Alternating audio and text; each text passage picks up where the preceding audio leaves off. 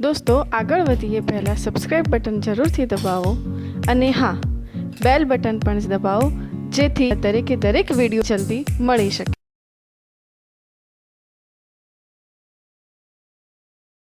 नमस्कार विद्यार्थी मित्रों, प्रकरण 5 गतिना नियमों जेने आपड़ा नीटना सिलेबस में एनएलएम तरीके ओळखीए छीए। NLM means Newton's law of motion. આપણે કાઇનેમેટિક્સમાં લગભગ બધા જ કન્સેપ્ટ ક્લિયર કરી લીધા। જો તમારે કાઇનેમેટિક્સ ભણવું હોય તો યુટ્યુબ પર સર્ચ કરો કાઇનેમેટિક્સ બાય મોહન પઢિયાર, એટલે મારી આખી કાઇનેમેટિક્સની પ્લેલિસ્ટ આવશે। 1 by 1 તમે એમાંથી વિડીયો જોજો। લગભગ પહેલેથી લઈને છેલ્લે સુધીના બધા જ કન્સેપ્ટ મેં ક્લિયર કર્યા છે। આ એક બીજી વાત કહી હતી, આજ સુધી હું કહેતો નથી પણ ઘણા બધા વિદ્યાર્થીઓ મારા વિડીયો જુએ પણ છે। ફક્ત લાઈક બટન દબાવવામાં તમને પ્રોબ્લેમ થાય છે। સો લાઈક કરો, વિડીયોને શેર કરો, તમારા મિત્રો સુધી પહોંચાડો, કારણ કે આ નેક્સ્ટ લેવલનો અમે ટીચિંગ આપીએ છીએ। તો શરૂઆત કરીએ NLM Newton's law of motion. આપણે આગળ જે તમારા પ્રકરણ 3 અને 4 માં straight line motion, motion in plane જે કાઇનેમેટિક્સનો ભાગ હતો, એમાં આપણે કાઇનેમેટિક્સ શબ્દનો અર્થ સમજીએ। કાઇનેમેટિક્સ એટલે ફક્ત ગતિનો અભ્યાસ કર્યો, રાઈટ? કાઇનેમેટિક્સ કારણો સિવાય ગતિનો અભ્યાસ, રાઈટ? કારણો સિવાય માત્ર શુદ્ધ ગતિ।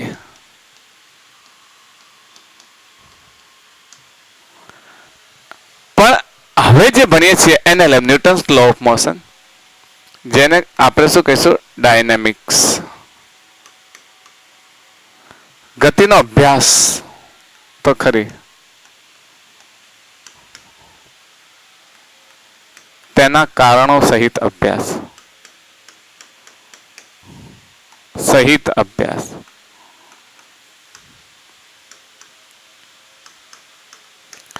અહીંયા તમે વેગ, પ્રવેગ, પદાર્થ જાય છે, ગતિ કરે છે, અચળ વેગથી ગતિ કરે છે, આપણે બધું જાણતા, બધું એઝ્યુમ કરતા હતા। જ્યારે અહીંયા પદાર્થ અચળ વેગથી ગતિ કરે છે તો કેમ કરે છે? કારણનો અભ્યાસ કરીશું। અને કારણનો અભ્યાસ કરતા શરૂઆત જ આપણે જાણીએ છીએ કે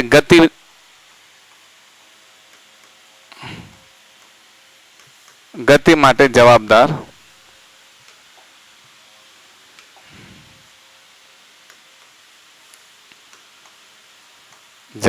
શું છે? બળ છે, રાઈટ? ફોર્સ। પહેલી જ વાત, બળના કારણે જ ગતિ લાગે, ગતિ થાય ને। તો શરૂઆત જ આપણે ભણવાની કરવાની છે ફોર્સ, બળથી। ફોર્સ, બળ। બળ શું છે? તો બળ એ પદાર્થની અવસ્થા છે। બળ શું કરી શકે? મારી એનસીઈઆરટી ની તમારે પ્લેલિસ્ટ જોવી હોય ન્યૂટન્સ લો ઓફ મોશન પ્રકરણ 5 ની, તો યુટ્યુબ પર ટાઈપ કરજો તમે ગતિના નિયમો અથવા તો લॉज ऑफ मोशन बाय मोहन पढ़िया, तो आखी प्लेलिस्ट आवशे। ए प्लेलिस्ट में 1 by 1 ठेठ एक्सरसाइज सुधीना बधा ज एक्जाम्पल करावेला छे।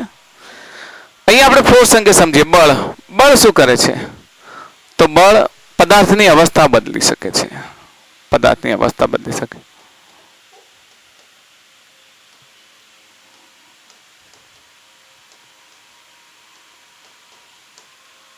आपणे गतिनी रीते करीए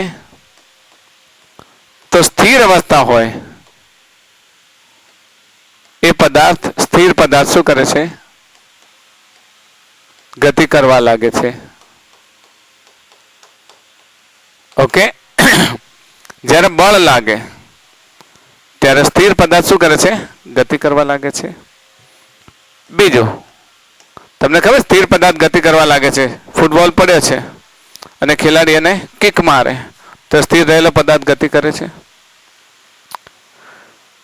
ટ્રેનના ડબ્બા બધા ઊભા છે પણ એન્જિન જેવું બળ લગાવે કે ટ્રેન ગતિ કરવા લાગે, ચાલવા લાગે। આપણે ઊભેલી કાર છે એને ગિયર પાડીને એક્સેલરેટર આપીએ તો એના જે વ્હીલ છે એ વ્હીલ જમીન સાથે બળ લગાવે એન્જિનના બળના કારણે ગતિ કરવા લાગે. તો બળ શું કરે છે? સ્થિર પદાર્થને ગતિ કરાવે છે. બળ શું કરે છે? ગતિમાન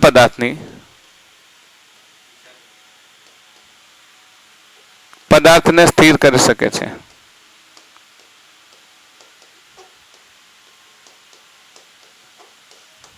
દૂરથી કોઈ બોલ ફેંક્યો, તમે આમ પકડો છો, બળ લગાવવું પડે ને, એને સ્થિર કરવા માટે બળ લગાવવું પડે છે. કોઈ ઢાળમાં ચાલી જતી હોય વસ્તુ, તો તમે એને રોકવા માટે બળ લગાવો છો, બળ લગાવીને એને સ્થિર કરી શકો છો. તો આ બધી જ ઘટનાઓ બળથી થાય છે. અને છેલ્લી વાત,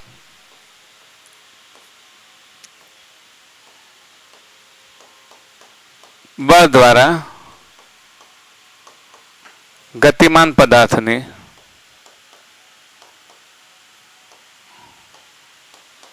દિશા બદલી શકાય છે.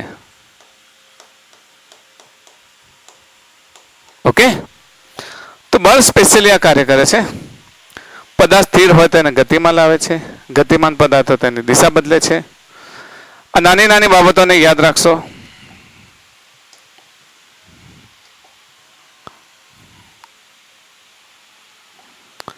મતલબ, જો કોઈ પદાર્થ સ્થિર છે, એના પર બળ લગાવી, આપણે એક પદાર્થ લઈ લઈએ,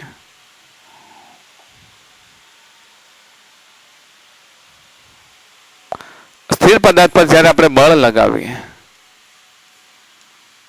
સ્થિર પદાર્થ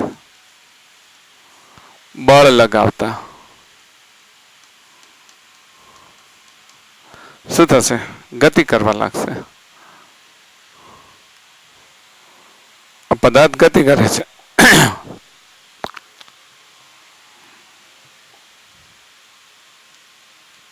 વિવેગથી ગતિ કરે છે. એમ દળનો પદાર્થ સ્થિર છે, એના પર F બરાબર ma બળ લાગે છે, તે પદાર્થ ગતિ કરે છે, વિવેગથી ગતિ કરે છે. બળનો એકમ, બળને ફોર્સ કહીએ છીએ, તો બળનો સંકેત પહેલો શું હશે? F. F for force. અલગ અલગ પ્રકારનો હોય. જો ગુરુત્વાકર્ષણ બળ હોય તો Fg તરીકે ઓળખીએ છીએ.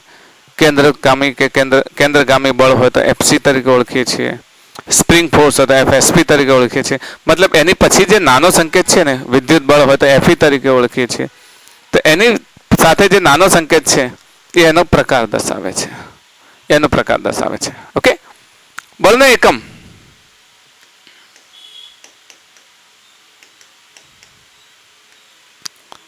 ન્યૂટન. શું થાય? ન્યૂટન, જેને સંકેતમાં કેપિટલ N કહીએ છીએ અને પૂરા સ્પેલિંગમાં NEWTON તરીકે ઓળખીએ. ન્યૂટન. કારણ કે જો નામ લખવું હોય તો સ્મોલ n થી એકમ લખાય, નામ સાથેનો એકમ હોય ને તો સ્મોલ n થી લખાય, પણ ફક્ત એનો સંકેત હોય તો કેપિટલ N થી લખાય. તો 1 newton is equals to 1 kilogram metre per second square. આ MKS નો એકમ છે. જો આ જ એકમ CGS માં હોય તો આ MKS માં છે, CGS માં એને ડાઇન કહેવાય, DYNE. 1 dyne is equals to 1 CGS છે, એટલે કિલોગ્રામની જગ્યાએ કેટલું થશે? ગ્રામ. મીટરની જગ્યાએ સેન્ટીમીટર પ્રતિ સેકન્ડ સ્ક્વેર. તો આ એકમ શામાં હશે? CGS માં. CGS માં. ઓકે, CGS માં એકમ છે. તો ટૂંકમાં આ જે છે એ ગતિના નિયમો, જેમાં કાઇનેમેટિક્સ, ડાયનેમિક્સ, આ બધું સામાન્ય વાતો છે. શરૂઆત કરી આપણે બળથી વાત કરી છે, તો બળના પ્રકારોની વાત કરી. બળના પ્રકારો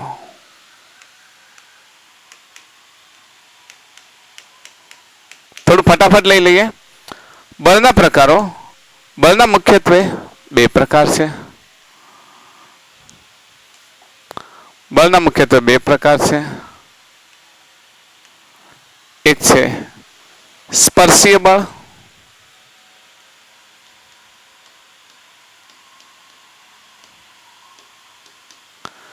બીજું છે ક્ષેત્રીય બળો.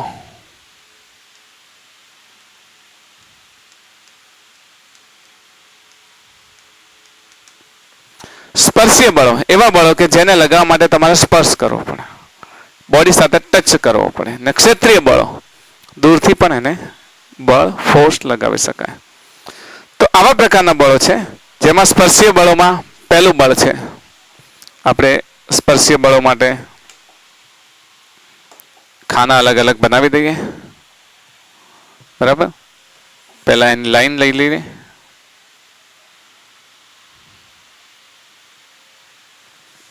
એમાં પહેલું છે સ્પર્શીય બળ, જેને આપણે કહીશું ક્ષેત્રીય બળ, સોરી તણાવ બળ. તણાવ બળ,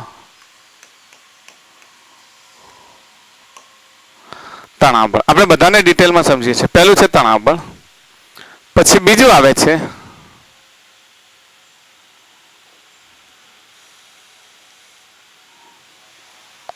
લંબ બળ, પછી સ્પ્રિંગ બળ, ઘર્ષણ બળ.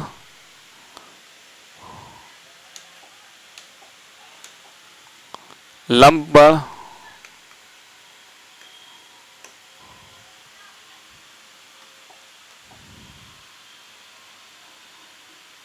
સ્પ્રિંગ બળ,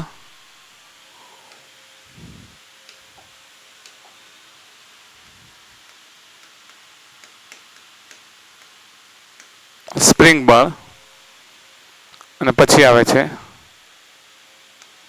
ઘર્ષણ બળ.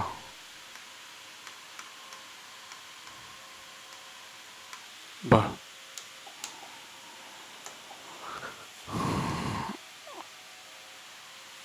બ્લોક આપી દઈએ.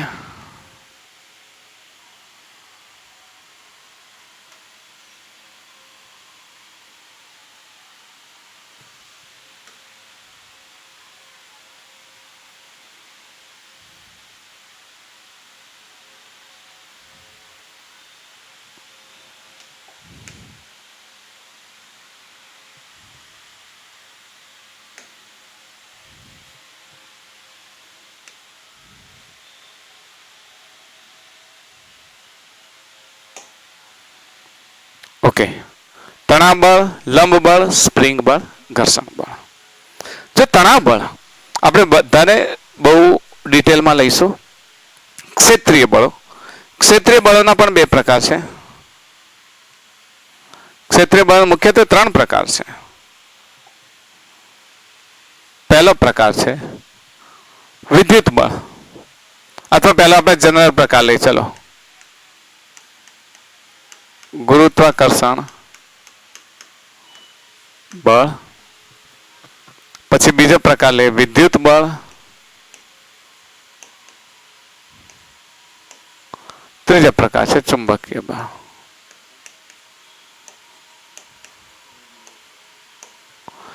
ગુરુત્વાકર્ષણ બળ, વિદ્યુત બળ અને ચુંબકીય બળ. ઓકે, આ ત્રણેયને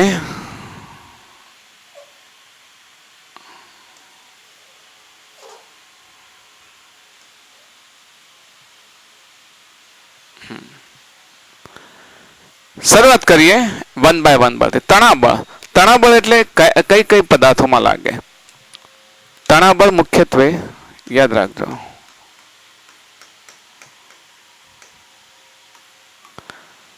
જ્યારે કોઈ એક જડિત આધાર સાથે કોઈ દોરી હોય, તાર હોય, કોઈ ચેન અથવા તો કોઈ સળિયો લગાવેલો હોય, તો એને જે નીચે ગુરુત્વાકર્ષણ બળ લાગે અને ઉપર જે સ્થિર આધાર સાથે બાંધેલો છે, તો એ વખતે એના પર લાગતા બળને આપણે શું કહીએ છીએ? તણાવ બળ કહીએ છીએ. તણાવ બળને ટી વડે ઓળખીએ છીએ. દાખલા તરીકે મારી પાસે કોઈ આધાર છે,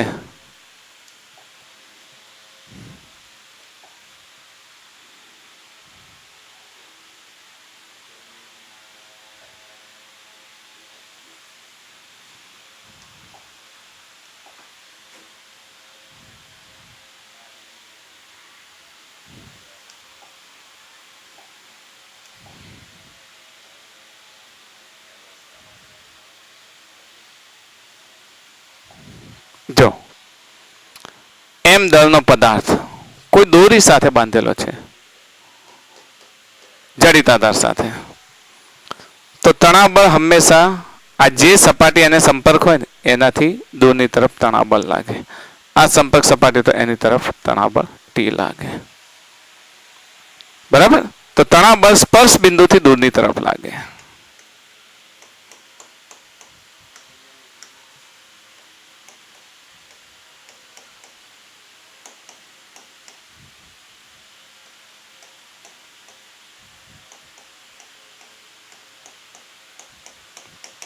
સ્પર્શ બિંદુથી દૂરની તરફ લાગે. જ્યાં દૂર જાય ને એ તરફ તણાવ બળ લાગે. બીજું, તણાવ બળ એક દોરી હોય ને,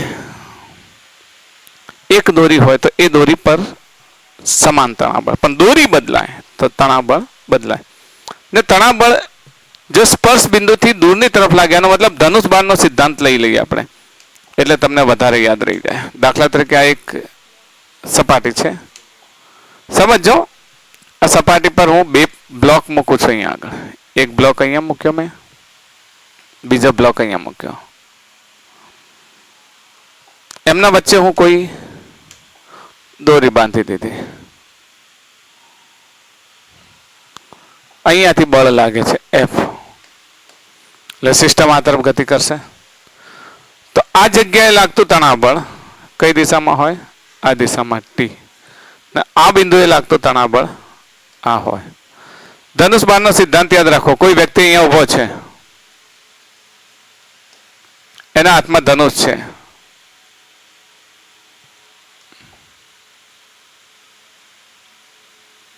તો એ ધનુષ દ્વારા તીર છોડશે દૂરની તરફ, તો દૂરની તરફ. સમજો છો?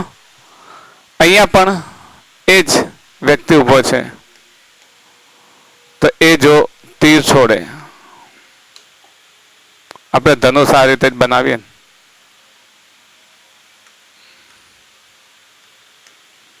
તો એ જે દિશામાં અહીંયા ઉભો રહેશે તો દૂરની તરફ તીર છોડશે, તો તણાવ બળ આ દિશામાં લાગશે. એટલે ધનુષ બાણનો સિદ્ધાંત યાદ રાખો. એરો, તમે જે જગ્યાએ ઊભા છો, દોરી બાંધેલી છે, એ દોરીના એક્ઝેક્ટ લાઈનમાં ઊભા રહીને તમે તીર છોડો છો, તો તીર જે દિશામાં જાય એ દિશામાં તણાવ બળ લાગતું હોય દોરી પર. બીજું, તણાવ બળ એક જ દોરી માટે એક જ હોય છે, સમાન હોય છે. એક દોરી માટે તણાવ બળ સમાન હોય છે, પણ દોરી બદલાય તો તણાવ બળ બદલાય. અહીંયા ટી અહીંયા લાગે છે. આ M1 દળનો પદાર્થ, ધારો કે M2 દળનો પદાર્થ છે, F લાગે છે, તો આના વચ્ચે જે તણાવ બળ લાગે, અહીંયા રહેલો વ્યક્તિ આ તરફ તીર તાકે તો તણાવ બળ આ દિશામાં, અહીંયા રહેલો વ્યક્તિ આ તરફ તીર તાકે. મતલબ ધનુષ બાણનો સિદ્ધાંત યાદ રાખો તો તમે આરામથી તણાવ બળ સમજાવી શકશો. બીજું કે તણાવ બળ, ધારો કે દોરી અલગ અલગ છે એમ માની લો, અલગ અલગ છે દોરી.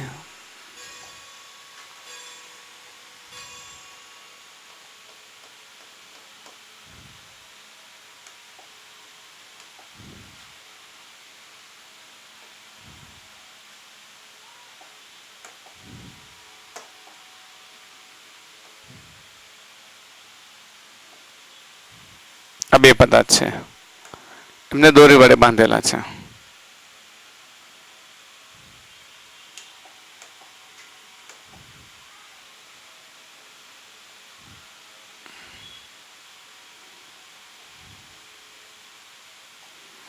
જુદી જુદી દોરી વડે M1 અને M2 દળનો પદાર્થ બાંધેલો છે. તો આ દોરી, એના પર લાગતું તણાવ બળ અહીંયા T1 કહીએ, તો આ દોરી પર લાગતું તણાવ બળ T2 થશે. કેટલું થશે? T2. દોરી બદલાય તો તણાવ બળ બદલાય. એક જ દોરી હોય તો તણાવ બળ એક જ, ભલે આમ ફરીને આવતી હોય. ગરગડી વાળા આપણે જ્યારે દાખલા ભણીશું ને ત્યારે એકને એક દોરી વારંવાર ફરીને આવતી હશે. દાખલા તરીકે આ રીતે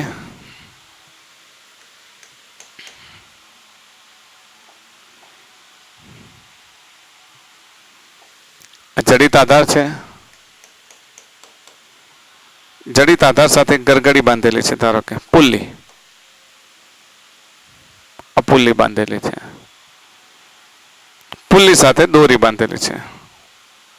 પેલા પુલ્લીનો આધાર અહીંયા એક લટકાવેલો છે, આ દોરીથી જ લટકાવેલી છે પુલ્લી એમ માની લઈએ. આ પુલની સાથે દોરી લગાવેલ છે. એક આ તરફ છે, એક આ તરફ છે.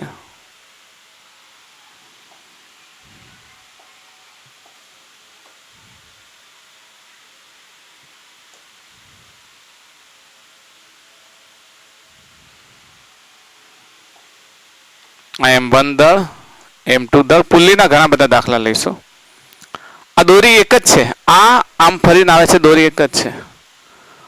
તો નીચેની તરફ mg બળ લાગતું હોય તો સામે લાગતું બળ તણાબળ T હોય.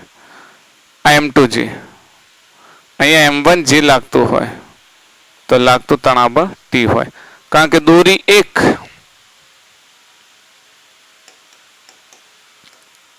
જ દોરી પર તણાબળ સમાન. ઓકે, ભલે બીજી જગ્યાએ આમ વળીને આવે તો પણ દોરી તો એક જ છે. પરંતુ આ દોરીને જો તણાવ હોય તો આ તણાવને T1 કહીએ. તો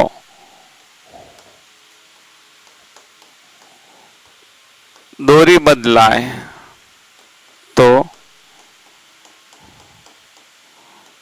તણાવ બળ શું થાય? બદલાય. સમજો છો ને? એક જ દોરી હશે તો તણાવ બળ કેવો હશે? સમાન હશે. પણ દોરી બદલાય. જો અહીંયા એક જ દોરી છે તો અહીંયા T2 T2, પણ દોરી બદલાય તો T1 T1. દોરી બદલાય તો તણાવ બળ બદલાય. યાદ રાખશો તમે. તણાવ બળ ખ્યાલ આવી ગયો? તણાવ બળ સપાટીથી બહારની તરફ લાગે, દૂરની તરફ. જ્યાં દોરી બાંધ એનાથી દૂરની તરફ તણાવ બળ લાગે. તમે પથ્થર ગોળ ગોળ બાંધીને ભમાવો છો તો પથ્થર સાથે જુઓ તો તમારી હાથ તરફ લાગે, હાથ પાસે જુઓ તો પથ્થર તરફ લાગે. તો તણાવ બળ સપાટીથી દૂરની તરફ. એક બીજો લઈ લઈએ ઉદાહરણ, એટલે તમને વધારે ખ્યાલ આવે. અલગ અલગ આધાર વાળો લઈ લઈએ. દાખલા તરીકે એક આધાર છે. ઓકે, આ બીજો આધાર છે. આડો આધાર પણ હોય દિવાલ સાથે, ધારો કે કોઈ ખીલ્લી મારેલી હોય કે કંઈ પણ હોય, અને એક દળ લટકાવી દઈએ આગળ.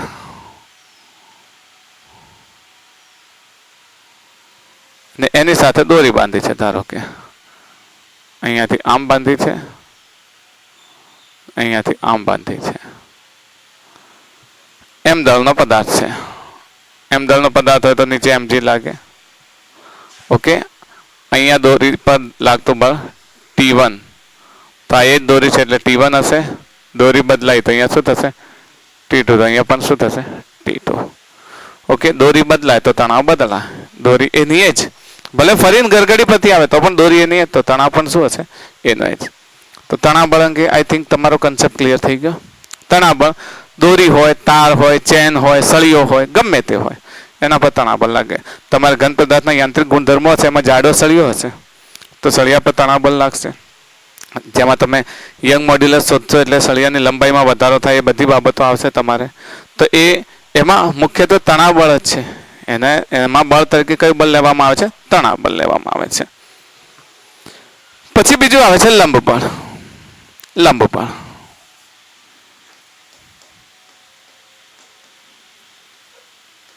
પહેલા આપણે સ્પર્શીય બળોની વાત કરીએ.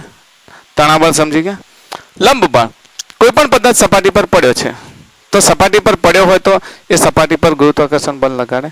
પણ એ પદાર્થ સ્થિર છે. કોઈ પણ પદાર્થ સ્થિર હોય તો યાદ રાખવું, એની પાછળ એની પર લાગતા બધા જ બળોનો સરવાળો શૂન્ય હોય. ઇક્વિલિબ્રિયમ પોઝિશન આને કહેવાય. બરાબર, આપણે ફર્સ્ટ લોમાં સમજીશું ઇક્વિલિબ્રિયમ પોઝિશન. તો કોઈ પદાર્થ જમીન પર પડ્યો છે, જમીન પર પડ્યો છે તો એ જમીન પર વજન બળ લગાવશે, છતાં એ સ્થિર છે, મતલબ બીજું કોઈ બળ લાગે છે, જમીન સામે એને એક બળ લગાડે છે, એને આપણે કહીએ છીએ લંબ બળ. લંબ બળ. તો જમીન સપાટી છે, જમીન સપાટી પર રહેલો કોઈ પદાર્થ છે, જમીન સપાટી પર m દળનો પદાર્થ રહેલો છે, તો એ જમીન પર ગુરુત્વાકર્ષણ બળ લગાડે નીચેની તરફ. બરાબર, પદાર્થ એના પર ગુરુત્વાકર્ષણ, આપણે અલગ અલગ દિશામાંથી, આ પદાર્થ દ્વારા જમીન પર લાગતું બળ, જેને આપણે શું કહીએ છીએ? mg, ગુરુત્વાકર્ષણ બળ. તો જમીન પદાર્થ પર સામેની દિશામાં એક બળ લગાડે છે, જેને નોર્મલ ફોર્સ અથવા રિએક્શન ફોર્સ, કોઈ કેટલીક જગ્યાએ R પણ લખે છે, જેને લંબ બળ કહે છે. n. આનું નામ ખરેખર તો નોર્મલ રિએક્શન છે. તો કેટલાક લોકો નોર્મલ ફોર્સ કહે છે ને એક્શનની સામે થતું રિએક્શન ફોર્સ પણ કેટલાક લોકો કહે છે. Reaction force. તો નોર્મલ ફોર્સમાં કોઈક જગ્યાએ એન લખેલું હોય, કોઈક જગ્યાએ આર લખેલું હોય, અલગ અલગ હોય તો ગભરાવું નહીં. એ વાસ્તવમાં લંબ બળ જ છે, રિએક્શનરી ફોર્સ છે. જ્યારે ગુરુત્વાકર્ષણ બળ લાગે તો સામે એ એક રિએક્શનરી ફોર્સ લગાવે છે જેને લંબ બળ કહે છે. પણ યાદ રાખો, લંબ બળ સપાટીને સમાંતર હોય. લંબ બળ સ્પર્શીય સપાટીને એક સાથે જોડેલી જે સપાટી છે, સ્પર્શીય બળ છે એટલે સ્પર્શક જ સ્પર્શ થયેલી સપાટી હશે. તો લંબ બળ હંમેશા સ્પર્શીય સપાટીને લંબ હોય. આ ખાસ યાદ રાખજો. લંબ બળ હંમેશા સ્પર્શેલી સપાટીને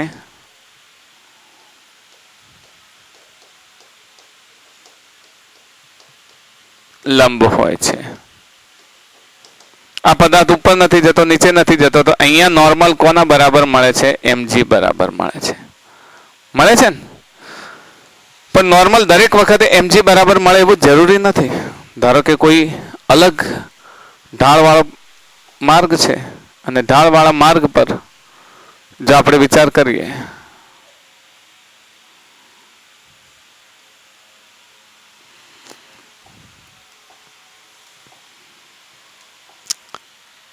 ધારો કે એક ઢોળાવાળો માર્ગ છે, ઢાળવાળો. તો ઢાળવાળા માર્ગ પર આપણે એક બ્લોક મૂકી દઈએ.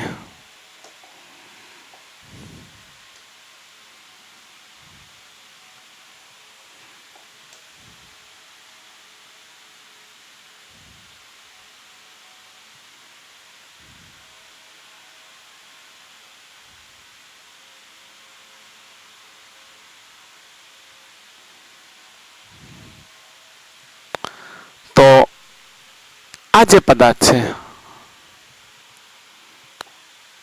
અહીંયા આગળ,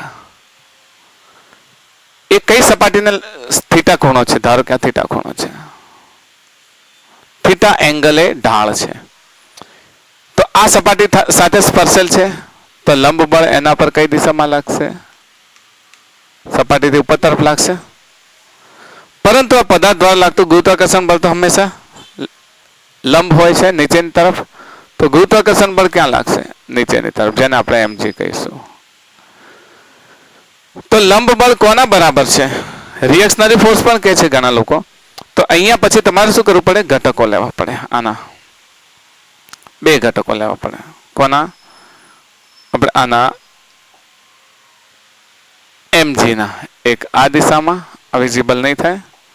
બ્લેક ઉપર આ વિઝિબલ નહીં થાય. વિઝિબલ થાય એવો કલર લઈએ આપણે. ઓકે. એક આ દિશાનો, એક આ દિશામાં. બે લંબ લેવા પડે. હવે એ લંબ આપણે લઈશું તો એ લંબ બળ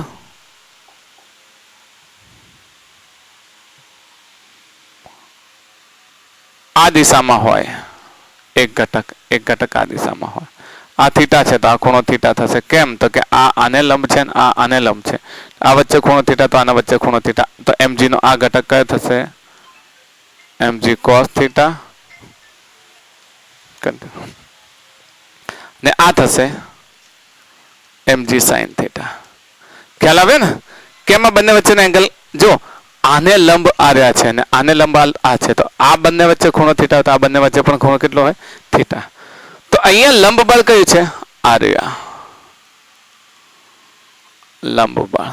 સપાટીને લંબ હોય પણ ગુરુત્વાકર્ષણ બળ નીચે છે. તો અહીંયા n કોને સમતુલ્ય છે? આ સ્થિર છે તો આમ ગતિ નથી થતી. તો n બરાબર તમે શું લખશો? mg cos થીટા લખશો ને. અહીંયા લંબ બળ કોના બરાબર હતું? mg બરાબર હતું. હવે mg ના કોમ્પોનન્ટ બરાબર છે. mg cos થીટા બરાબર છે. એટલે સમજો ખાસ, અહીંયા આગળ ભૂલ ના કરતા કે લંબ બળ વાસ્તવમાં કેવું હોય. તમે કોઈ ગોળાકાર સપાટી પર કોઈ પદાર્થ મૂક્યો છે. ધારો કે આપણે એમ વિચાર લઈએ કે પૃથ્વી સપાટી છે, બરાબર? તો પૃથ્વી સપાટી ગોળાકાર સપાટી પર,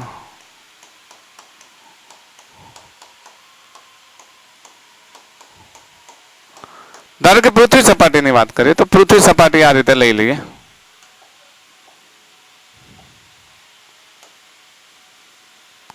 પૃથ્વી સપાટી પર કોઈ પદાર્થ પડ્યો છે, નાનકડો લઈ લે પદાર્થ,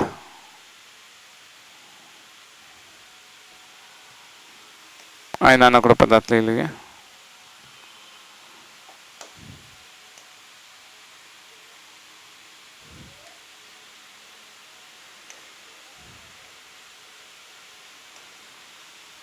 આ પદાર્થ પૃથ્વી સપાટી પર પડ્યો છે, તો એના દ્વારા લાગતું લંબ બળ કઈ દિશામાં હશે? તો વિચારો કે આ લંબ બળ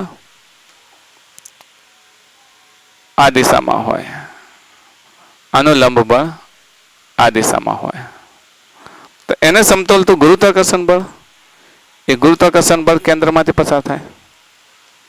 ગુરુત્વાકર્ષણ બળનો ઘટક ક્યાંથી પસાર થાય? કેન્દ્રમાંથી, સેન્ટર સી માંથી પસાર થાય. ઓકે, સી કેન્દ્ર. તો આ પણ લંબ બળ છે, આ પણ લંબ બળ છે. લંબ બળ એ હંમેશા સપાટીને કેવું હોય? લંબ હોય. ગોળાકાર સપાટી તો એનો સ્પર્શક વિચારો, સ્પર્શકને લંબ હોય. ખ્યાલ આવી જશે લંબ બળ અંગે? તણાવ બળ તમે સમજી ગયા, લંબ બળ સમજી ગયા. હવે લઈએ સ્પ્રિંગ બળ, કારણ કે આપણી પાસે સ્પર્શીય બળો કેટલા છે? અલગ અલગ. યાદ કરો, સ્પર્શીય બળો આપણે લીધા હતા, જોઈ લો. તણાવ બળ, લંબ બળ, સ્પ્રિંગ બળ અને ઘર્ષણ બળ. ત્રણેય અંગે આ બધું ડિટેલમાં ભણવાનું છે તમારે. તણાવ બળ ને લંબ બળ તો સમજી ગયા. સ્પ્રિંગ બળ ડિટેલમાં આવશે તમારે, અને ઘર્ષણ બળ એ પણ ડિટેલમાં આવશે. ને સ્પ્રિંગ બળ અને ઘર્ષણ બળ અંગેના ઘણા બધા સારા એવા પ્રોબ્લેમ્સ આમાં પણ સોલ્વ કરીશું સ્પ્રિંગ બળના, અને આના આ જ પ્રોબ્લેમ્સ આપણે એનએલએમ ઓસિલેશન દોલનોમાં પણ સ્પ્રિંગ બળના પ્રોબ્લેમ સોલ્વ કરીશું. ઘર્ષણ બળ આમાં પણ તમારે ભણવાનું આવશે, અને આના ઉપયોગો અને આની ઘટનાઓ આપણે છઠ્ઠા ચેપ્ટરમાં પણ ઘર્ષણ બળ અંગે ભણીશું. કાર્ય, ઉર્જા અને પાવરમાં જ્યારે કાર્ય કઈ રીતે અવરોધાય, થતું કાર્ય કઈ રીતનું છે, એ ઘર્ષણ બળની ઇફેક્ટ દ્વારા આપણે એમાં પણ સમજીશું. ઓકે, તો હવે ત્રીજું બળ કયું આપણું?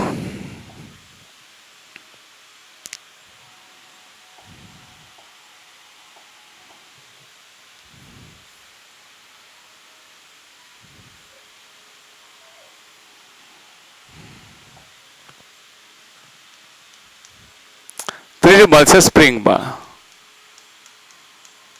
સ્પ્રિંગ બળ. સ્પ્રિંગ બળ વાસ્તવમાં તમે ધારો કે કોઈ એક સ્પ્રિંગ લીધી આ પ્રમાણે,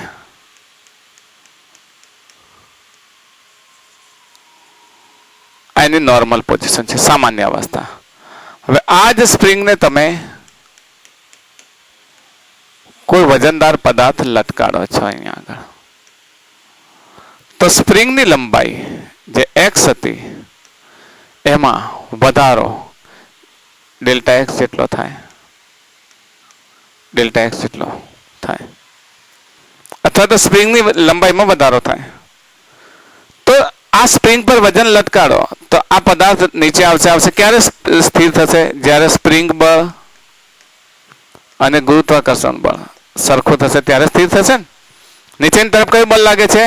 mg. તમે જો કોઈ સ્પ્રિંગને ખેંચો તો સ્પ્રિંગ તમને સામે ખેંચતી દેખાશે, કારણ કે સામે રિવર્સ ફોર્સ લગાવે છે. તો આ સ્પ્રિંગ ફોર્સ સામે જે લગાવે છે એ સ્પ્રિંગ ફોર્સને આપણે એફએસપી કહીશું, સ્પ્રિંગ બળ. આપણે આને ડિટેલમાં ભણીશું, બરાબર? તો એ વિરુદ્ધ, ગુરુત્વાકર્ષણની વિરુદ્ધ દિશામાં લાગે છે, એટલે માઇનસ કે ડેલ્ટા એક્સ, જ્યાં કે ને સ્પ્રિંગનો અચળાંક કહે છે, અચળાંક કહે છે. અને બહુ ડિટેલમાં આપણે આગળ ભણીશું, બરાબર? આ તો આપણો ઇન્ટ્રોડક્ટરી લેક્ચર છે, જેની અંદર બધા બળની બધી માહિતી આપીએ છીએ. એટલે સ્પ્રિંગ બળ અંગે આપણે સ્પેશિયલી સેશન લઈશું, 2-3 લેક્ચર થશે સ્પ્રિંગ બળના.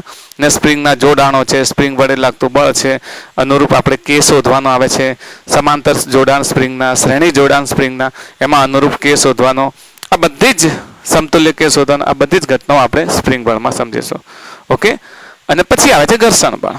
સ્પર્શીય બળોમાંનું છેલ્લું બળ શું છે? ઘર્ષણ બળ.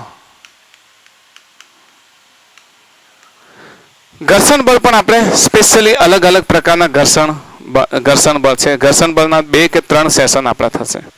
તો આ ઘર્ષણ બળ ફક્ત એટલું અત્યારે સમજીએ કે ઘર્ષણ બળ એટલે જો સપાટીને સંપર્કમાં રહીને કોઈ પદાર્થ ગતિ કરતો હોય, આ પદાર્થ સપાટીના સંપર્કમાં રહીને ગતિ કરે છે. તો કાઇનેમેટિક્સમાં આપણે એમ કહેતા હતા કે પ્રતિપ્રવેગી ગતિ કરે એટલે પદાર્થ ઊભો થઈ જાય. તમે કોઈ વસ્તુને આમ ઘસડીને નાખો થોડે અંતરે જઈને ઊભું થઈ જાય છે. તો કાઇનેમેટિક્સમાં આપણે કહેતા હતા પ્રતિપ્રવેગી ગતિ કરે છે એટલે પદાર્થ સ્થિર થાય. અહીંયા કેમ સ્થિર થાય છે? તો એને જ્યારે ગતિ કરતું હોય પદાર્થ પર બળ લાગે અને ગતિની શરૂઆત કરે તો સંપર્ક સપાટીને નીચેની તરફ એક ગતિનો વિરોધ કરતું બળ લાગે છે, જેને આપણે સ્મોલ fs અને સ્ટેટિક ફ્રિક્શન કહીશું.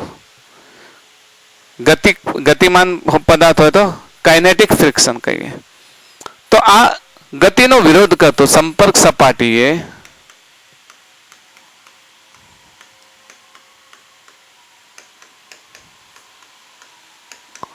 ગતિનો વિરોધ કરતા બળને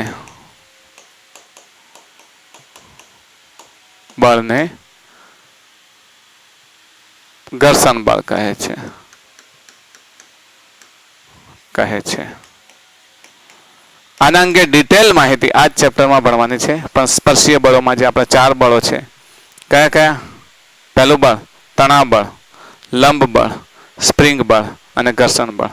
4 બળ અંગે છૂટક માહિતી આપણને મળી ગઈ. બરાબર. જે બળ વિરોધ કરે છે ને એ ગતિનો વિરોધ કરતું બળ, જે હંમેશા આ દિશામાં ગતિ થતી હશે તો આ દિશામાં લાગશે. તમે જો તમે ચાલો છો ને તો જમીન સાથે ઘર્ષણ થાય છે ને એના કારણે ચાલો છો. જમીન સાથે ઘર્ષણ ન થતું હોય તો તમે ગારામાં કે પેલું ટાઇલ્સ પર જ્યારે સાબુવાળું પાણી હોય ત્યારે ચાલી જુઓ, ઘર્ષણ લાગતું નથી તો આપણે પડી જઈએ છીએ. તો ચાલવા માટે જવાબદાર બળ પણ કયું છે? ઘર્ષણ બળ. આ ઘર્ષણ બળ ગતિ કરતી વખતે સંપર્ક સપાટીનો વિરોધ કરે છે. આ ઘર્ષણ બળ આપણા માટે ઘણા બધા ફાયદાકારક છે. એની બધી જ ડિટેલ આપણે ઘર્ષણ બળમાં સમજીશું. ઓકે. પછી ક્ષેત્રીય બળો છે. ક્ષેત્રીય બળોને વધારે સમજવાની જરૂર નથી. ક્ષેત્રીય બળોમાં ગુરુત્વાકર્ષણ બળ છે, એનું આખું ચેપ્ટર આવશે. ચુંબકીય બળ 12માં ભણવાનું છે. બરાબર. 12મા ધોરણમાં તમારે ચુંબકીય બળ ભણવાનું છે. અને ત્રીજું બળ છે, તમને યાદ છે ક્ષેત્રીય બળમાં ત્રીજું બળ કયું? ઘર્ષણ બળ, ચુંબકીય બળ ને એક આવે છે વિદ્યુત બળ. વિદ્યુત બળ પણ આપણે 12મા ધોરણમાં ભણવાનું છે. પણ આ ક્ષેત્રીય બળ છે. ક્ષેત્રીય બળ એટલે જો તમે ચુંબક ખીલી છે, ખીલીના ઉપર આમ ચુંબક તમે આમ ફેરો તો ખીલી સ્પર્શ્યા વગર આમ એને આકર્ષાશે અને આમ ઉપર જતી રહે ખીલી. જો એના બળની નજીક લાવો, એની નજીક લાવો તો ખીલી આકર્ષાય છે. દૂર પડેલો લોખંડનો પદાર્થ ચુંબકથી સીધો આવીને ચોંટી જાય છે. એ જ પ્રમાણે વિદ્યુત ઘંટડીમાં જે હથોડી હોય છે એ વિદ્યુત આકર્ષણ બળના કારણે આમ ઠોકાતી હોય છે આની ઉપર વાટકી પર, જેના કારણે રણકાર ઉત્પન્ન થતો હોય છે. અને વિદ્યુત બળ પછી ગુરુત્વાકર્ષણ બળ, કોઈ પણ પદાર્થને તમે મુક્ત કરો તો ક્યાં આવે છે? નીચે. તો ક્ષેત્રીય બળો પણ આમાં ગણી શકાય છે. ઓકે. પણ અહીંયા આપણે જેનો અભ્યાસ કરવાનો છે, શરૂઆતમાં જ આપણે એક જે તમારી બુકમાં છેલ્લે છે આપણે શરૂઆતમાં અભ્યાસ કરીશું જેને કહીએ છીએ FBD. ઓકે. ચલો હવે નેક્સ્ટ લઈએ આપણે FBD, free body diagram. Actually free body diagram શું છે? તો કોઈ પણ પદાર્થ આપણે ઉદાહરણથી લઈએ એટલે વધારે ખ્યાલ આવે તમને. ધારો કે કોઈ પદાર્થ અહીંયા પડ્યો છે જમીન સપાટી પર. આ સપાટી છે, સપાટી પર કોઈ પદાર્થ છે.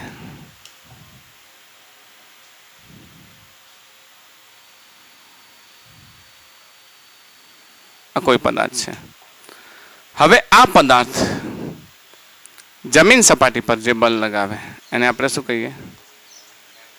mg. જમીન સપાટી એને સામેની તરફ જે બળ લગાવે એને લંબ બળ n કહીએ. ઓકે. પદાર્થનું દળ m છે એટલે વજન બળ mg લાગે. ફ્રી બોડી ડાયાગ્રામ એટલે કોઈ પદાર્થને બિંદુવત ગણવાનો. પોઈન્ટ ટુ પોઈન્ટ આપણે લખીએ.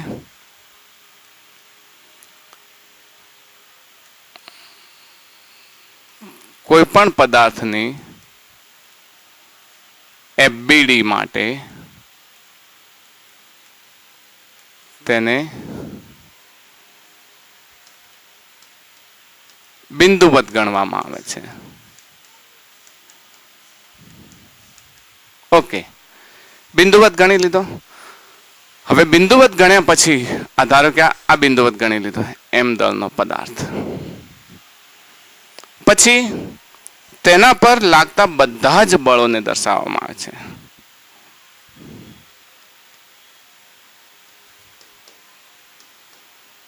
પદાર્થ પર લાગતા બધા જ બળોને એક જ બિંદુ પર દર્શાવવામાં આવે છે.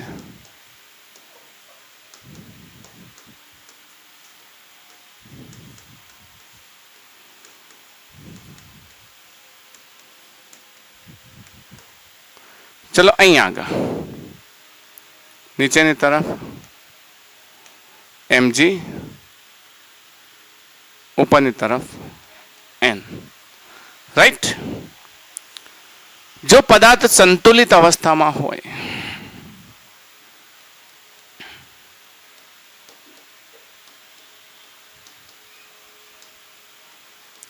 પદાર્થ સંતુલિત અવસ્થામાં હોય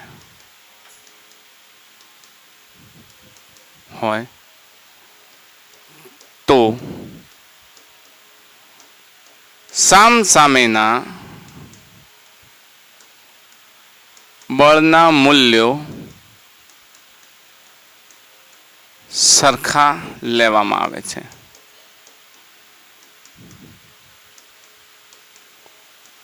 સંતુલિત અવસ્થા, ઇક્વિલિબ્રિયમ સ્ટેટ, અહીંયાથી ક્યાંય ફરતો નથી. મતલબ આ જે બિંદુવત પદાર્થ છે એ સ્થિર છે. સ્થિર હોય એટલે નીચેનું અને ઉપરનું બળ કેવું હોય? સમાન હોય. સમાન હોય એટલે n બરાબર શું લેવામાં આવે? mg. n બરાબર mg. બીજું, બળ કઈ નિર્દેશ ફ્રેમમાંથી લાગે છે એ પણ જોવામાં આવે છે. હું ચાલતી ટ્રેનમાં છું ને ટ્રેનને ધક્કો મારતો હોઉં તો કોઈ અર્થ નહીં. બરાબર. તો કહેવાનો અર્થ થયો કે બળો કઈ નિર્દેશ ફ્રેમમાં લાગે છે તે પણ જોવામાં આવે છે.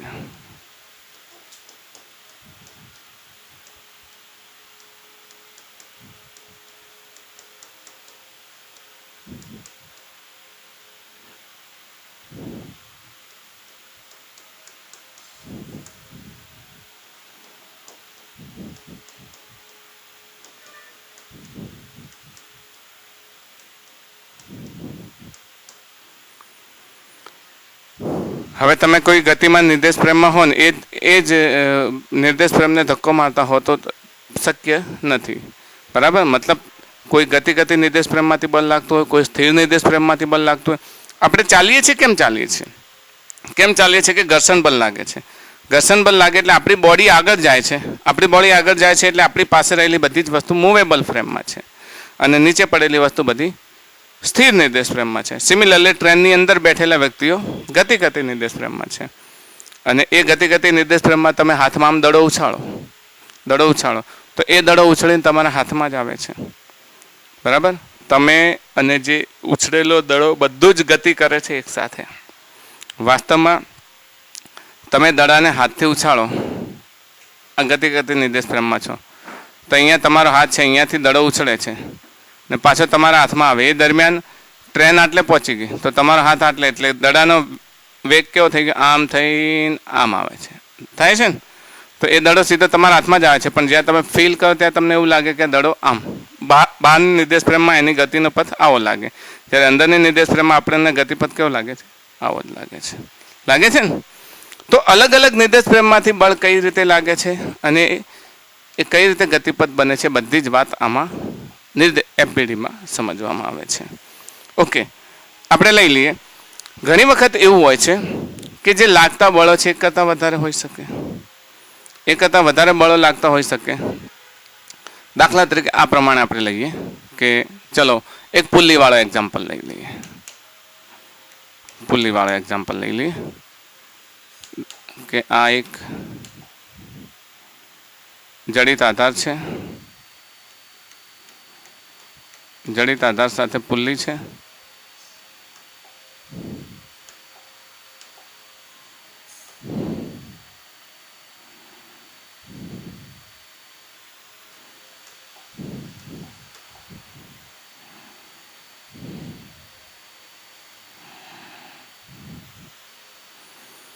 આની સાથે દોરી બાંધેલી છે. ધારો કે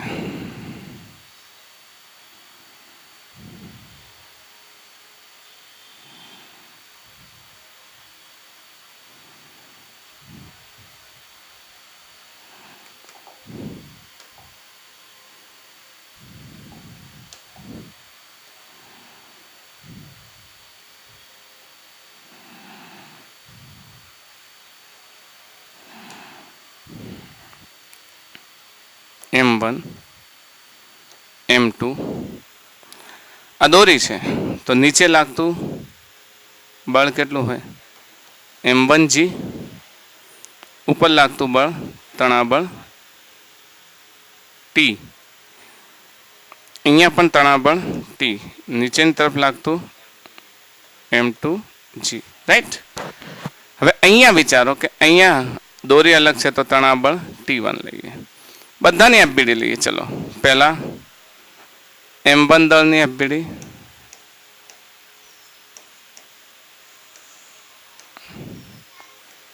m1 દળ નીચેની તરફ m1g ઉપરની તરફ T થશે જો આ પદાર્થ સ્થિર હોય તો T બરાબર m1g બરાબર અસંતુલિત અવસ્થામાં છે એમ માની લો સંતુલિત ન હોય તો નીચે જાય તો m1g મોટું ને T નાનું આ ઉપર જાય તો T મોટું અને m2g નાનું આમ જો આમ ગતિ કરતો હોય તો હવે અહીંયા સંતુલિત અવસ્થા છે તો T બરાબર શું લખી શકાય m1g લખી શકાય m2 દળની એફબીડી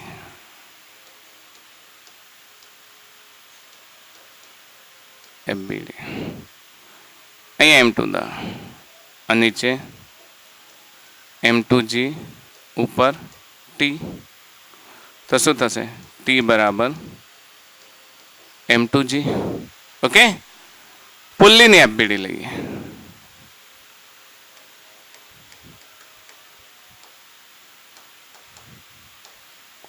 જો પુલ્લીની એફબીડીમાં પુલ્લીને પોઈન્ટ માસ તરીકે આપણે લઈ લઈએ તો પુલ્લી પર કેટલા દળ લટકેલા છે 2 ઓકે તો એના પર નીચેની તરફ 2 બળ લાગે છે 1 અને 2 પહેલું કયું લાગે છે m1g બીજું કયું લાગે છે m2g અને ઉપરની તરફ T1 લાગે છે ને ઉપરની તરફ T1 m1g m2g અથવા તમને એમ કહીએ કે અહીંયાથી જો T લઈએ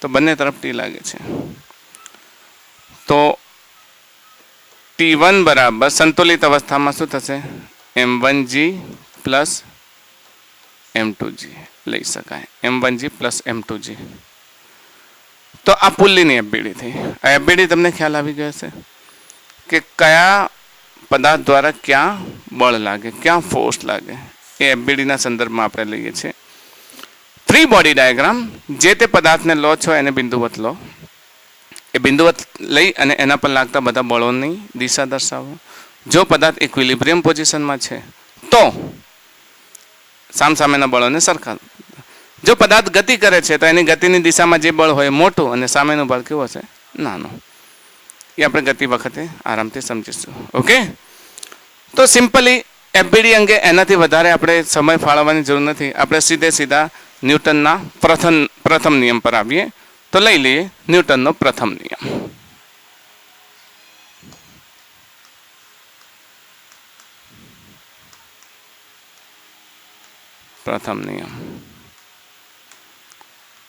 ન્યૂટનનો પ્રથમ નિયમ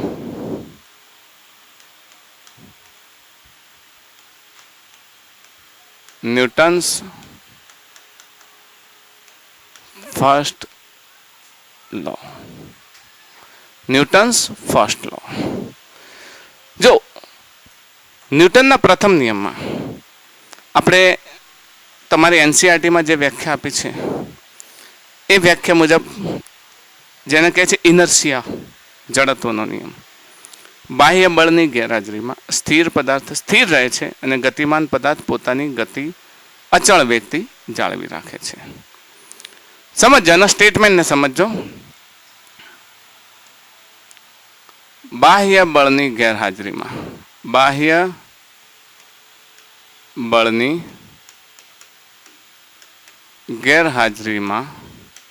સ્થિર પદાર્થ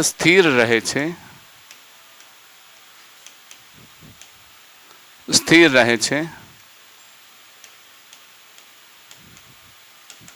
અને ગતિમાન પદાર્થ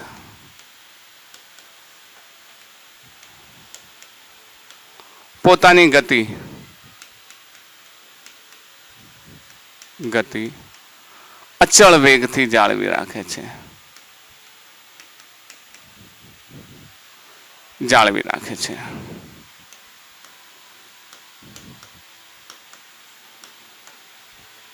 આને કહે છે ન્યૂટનનો પ્રથમ નિયમ. હવે ન્યૂટનના પ્રથમ નિયમમાં સીધે સીધું કહ્યું છે કે બાહ્ય બળની ગેરહાજરી. બાહ્ય બળની ગેરહાજરી એટલે કોઈ પણ પદાર્થ પર એક કરતાં વધારે બળો લાગે છે. આ બધા જ બળનો ટોટલ સરવાળો કેવો થવો જોઈએ? શૂન્ય. એફ નેટ કોઈ પણ પદાર્થ માટે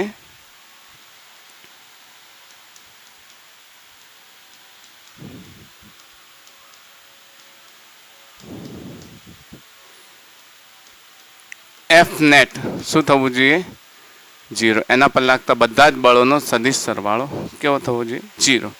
ને જો એફ નેટ 0 થાય તો આપણે જાણીએ છીએ પ્રવેગનું સૂત્ર આપણે જાણીએ છીએ. પ્રવેગ એ બરાબર એફ નેટ અપોન એમ. એફ નેટ 0 તો એ બરાબર 0/m. એ બરાબર 0. પ્રવેગ ક્યારે 0 થાય? બે કન્ડિશનમાં, કાં તો પદાર્થ સ્થિર હોય અથવા પદાર્થ અચળ વેગથી ગતિ કરે. તો બાહ્ય બળની ગેરહાજરીમાં સ્થિર પદાર્થ હોય એ કેવો રહે છે? સ્થિર રહે છે. સ્થિર પદાર્થ કેવો રહે છે? સ્થિર રહે છે. અને જો ગતિમાન પદાર્થ હોય તો પોતાની ગતિ અચળ વેગથી જાળવી રાખે છે. અચળ વેગ હોય કારણ કે પ્રવેગ એટલે વેગનો ફેરફાર. પ્રવેગ શૂન્યનો અર્થ શું થયો? કે વેગનો ફેરફાર થતો નથી. વેગ કેવો રહે છે? અચળ. પ્રારંભિક 5 મીટર પ્રતિ સેકન્ડની ઝડપથી જાય છે અને અંતે પણ એની ઝડપ 5 મીટર પ્રતિ સેકન્ડ જ છે. તો પ્રારંભિક અને અંતિમ વેગ કેવો થયો? સમાન. પ્રારંભિક અને અંતિમ વેગ કેવો થયો? સમાન. તો એનો ફેરફાર કેવો થયો? 0. અંતિમ માઇનસ પ્રારંભિક, 5 - 5 એટલે કેવો થયો? 0. અને 0 થશે. એ 0 થાય, પ્રવેગ 0 થાય તો આપણે જાણીએ છીએ એ બરાબર 0. એનો મતલબ શું થયો? dv/dt 0 થાય કે નહીં? ને અચળનું વિકલન 0 થાય કે નહીં? આપણે ભણી ગયા છીએ મેથેમેટિકલી. એ 0 તો dv/dt 0. પહેલાં જ કહ્યું છે કે અચળનું વિકલન 0. તો v કેવો હોય? અચળ હોય. ને v અચળ હોય એનો અર્થ એવો થયો કે પદાર્થની અવસ્થા બદલાશે નહીં. ખાસ યાદ રાખજો, અહીં પદાર્થની અવસ્થા બદલાશે નહીં.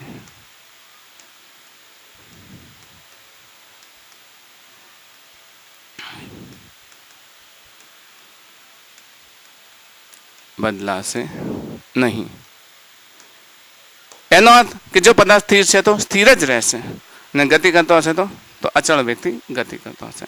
સ્થિર પદાર્થ સ્થિર રહેશે ને ગતિ કરતો પદાર્થ અચળ વેગથી ગતિ કરતો હશે. એનો તો આ પરિસ્થિતિને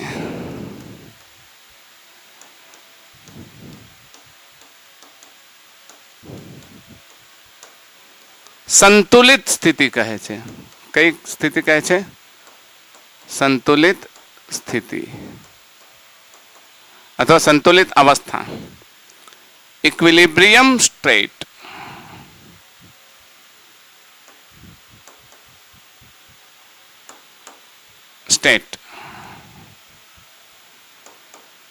ઇક્વિલિબ્રિયમ સ્ટેટ, સંતુલિત અવસ્થા. ઓકે.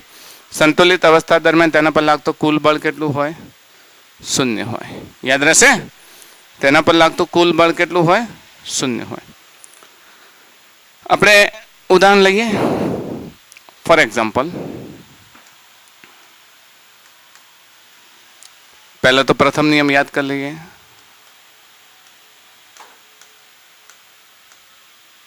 શું કહે છે?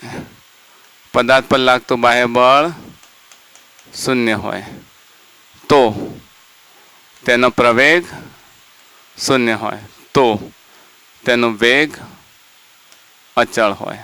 આ અવસ્થા કેવી કહેવાય? સંતુલિત અવસ્થા કહેવાય. શોર્ટમાં યાદ રાખશો તમે. યાદ રાખશો ને? આ અવસ્થાને સંતુલિત અવસ્થા કહેવાય. દાખલા તરીકે આપણને આ રીતે આપી દીધું છે. ધારો કે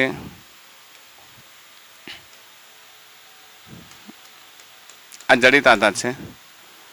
જડિત આધાર સાથે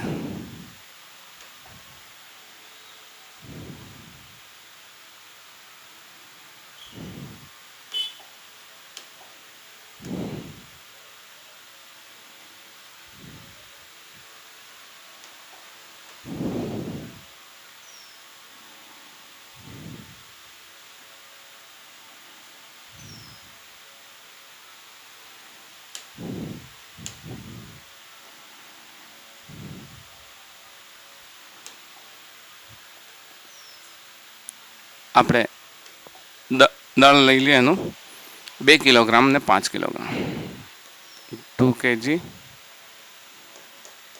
5 kg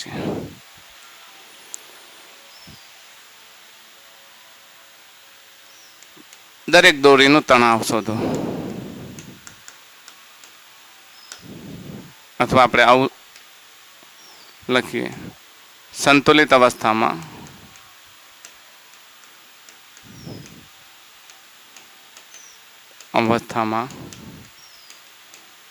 દરેક દોરીનું તણાવ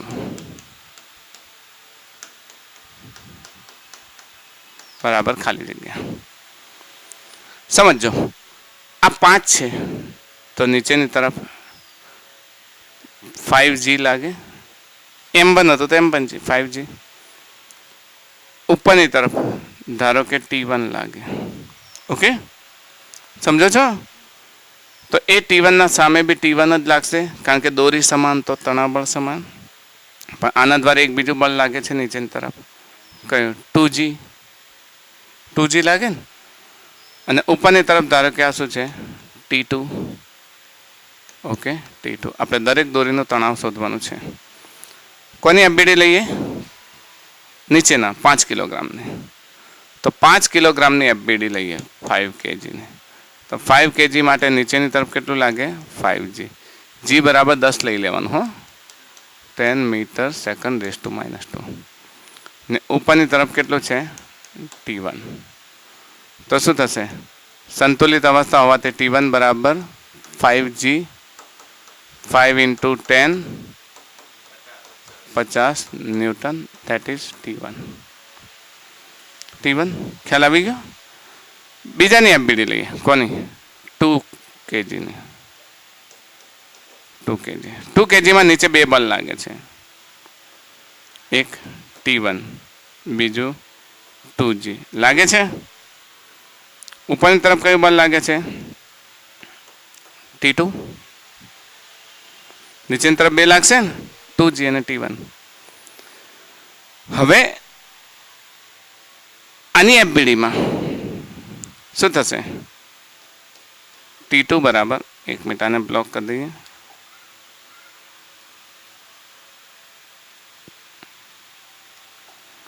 t2 બરાબર t1 પ્લસ 2g. t1 કેટલા છે? 50. 2g કેટલા છે? 10. કેટલા થશે? 2 દાન 20 ને 50 70.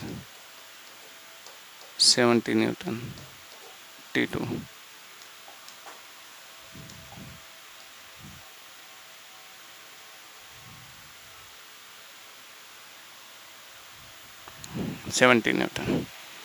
ખ્યાલ આવ્યો? તો કહેવાનો અર્થ એવો થયો કે અહીંયા સંતુલિત અવસ્થાનો અર્થ શું થયો? ન્યૂટનનો બીજો પ્રથમ નિયમ યાદ રહેશે ને? ન્યૂટનનો ગતિ માટેનો પ્રથમ નિયમ.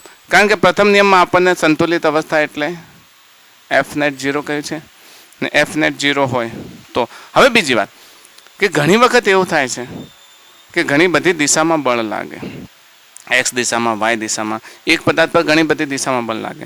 તમારે શું કરવાનું? એક્સ અને વાય દિશાના એના કોમ્પોનન્ટ લઈ લેવાના. એના કોમ્પોનન્ટ એક્સ અને વાય દિશાના લેવા. પછી ઓરિજિનલ બળની જરૂર નથી કારણ કે એના કોમ્પોનન્ટ છે. એક્સ અને વાય દિશાના કોમ્પોનન્ટને તમે જ્યારે કમ્પેર કરશો, સરખાવશો, ત્યારે ઓટોમેટિક તમારો માંગેલો જવાબ આવી જશે. સમજો છો ને? તો અન્ય દિશાઓમાં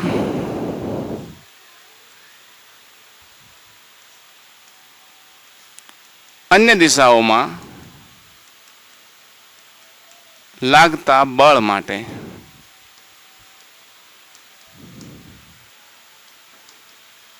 તેના એક્સ અને વાય દિશાના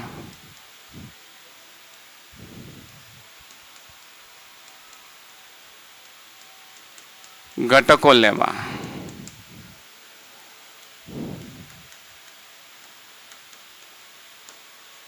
સંતુલિત અવસ્થામાં fx બરાબર fy બરાબર fz બધા જ બળો કેવા થાય? સમાન. ને સમાન થશે તો આ પદાર્થ કેવો થશે? ઇક્વિલિબ્રિયમ. કારણ કે બધા જ બળોનો સરવાળો 0 થશે. રાઈટ? એક્સ દિશાના સંતુલિત બળો 0, વાય દિશાના બળોનો સરવાળો 0 અને ઝેડ દિશાના બળોનો સરવાળો પણ શું થશે 0 કોમ્પોનન્ટ. ઓકે, આપણે એવું એક્ઝામ્પલ લઈએ એટલે તમને વધારે ખબર પડે. તો એક એવી પરિસ્થિતિ લઈએ કે જેમાં તમારે કોઈ પદાર્થ પ્રશ્ન લખીએ, આકૃતિ દોરીને લખીએ. ચલો,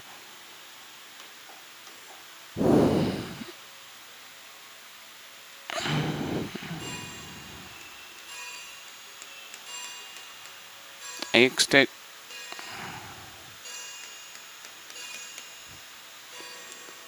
હવે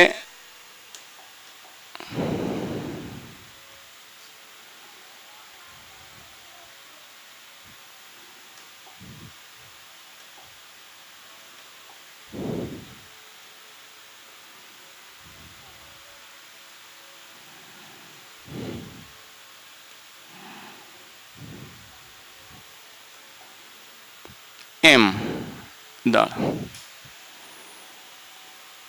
આ પોઝિશનમાં, બસ આ પરિસ્થિતિમાં પ્રશ્ન એવો છે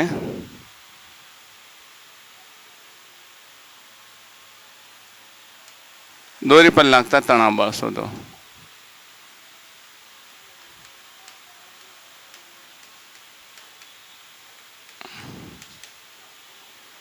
દરેક દોરી પર તણાવ બળ શોધો. દરેક દોરી પર લાગતા તણાવ બળ શોધો. ઓકે, નીચેની તરફ mg બળ લાગે, અહીંયા આગળ T1, આ તરફ T2 લઈએ. ઇમેજનરી તમારે વિચાર લેવાનો. જો અહીંયા એટલી વાત વિચાર લે કે અહીંયા એક એંગલ થીટા છે,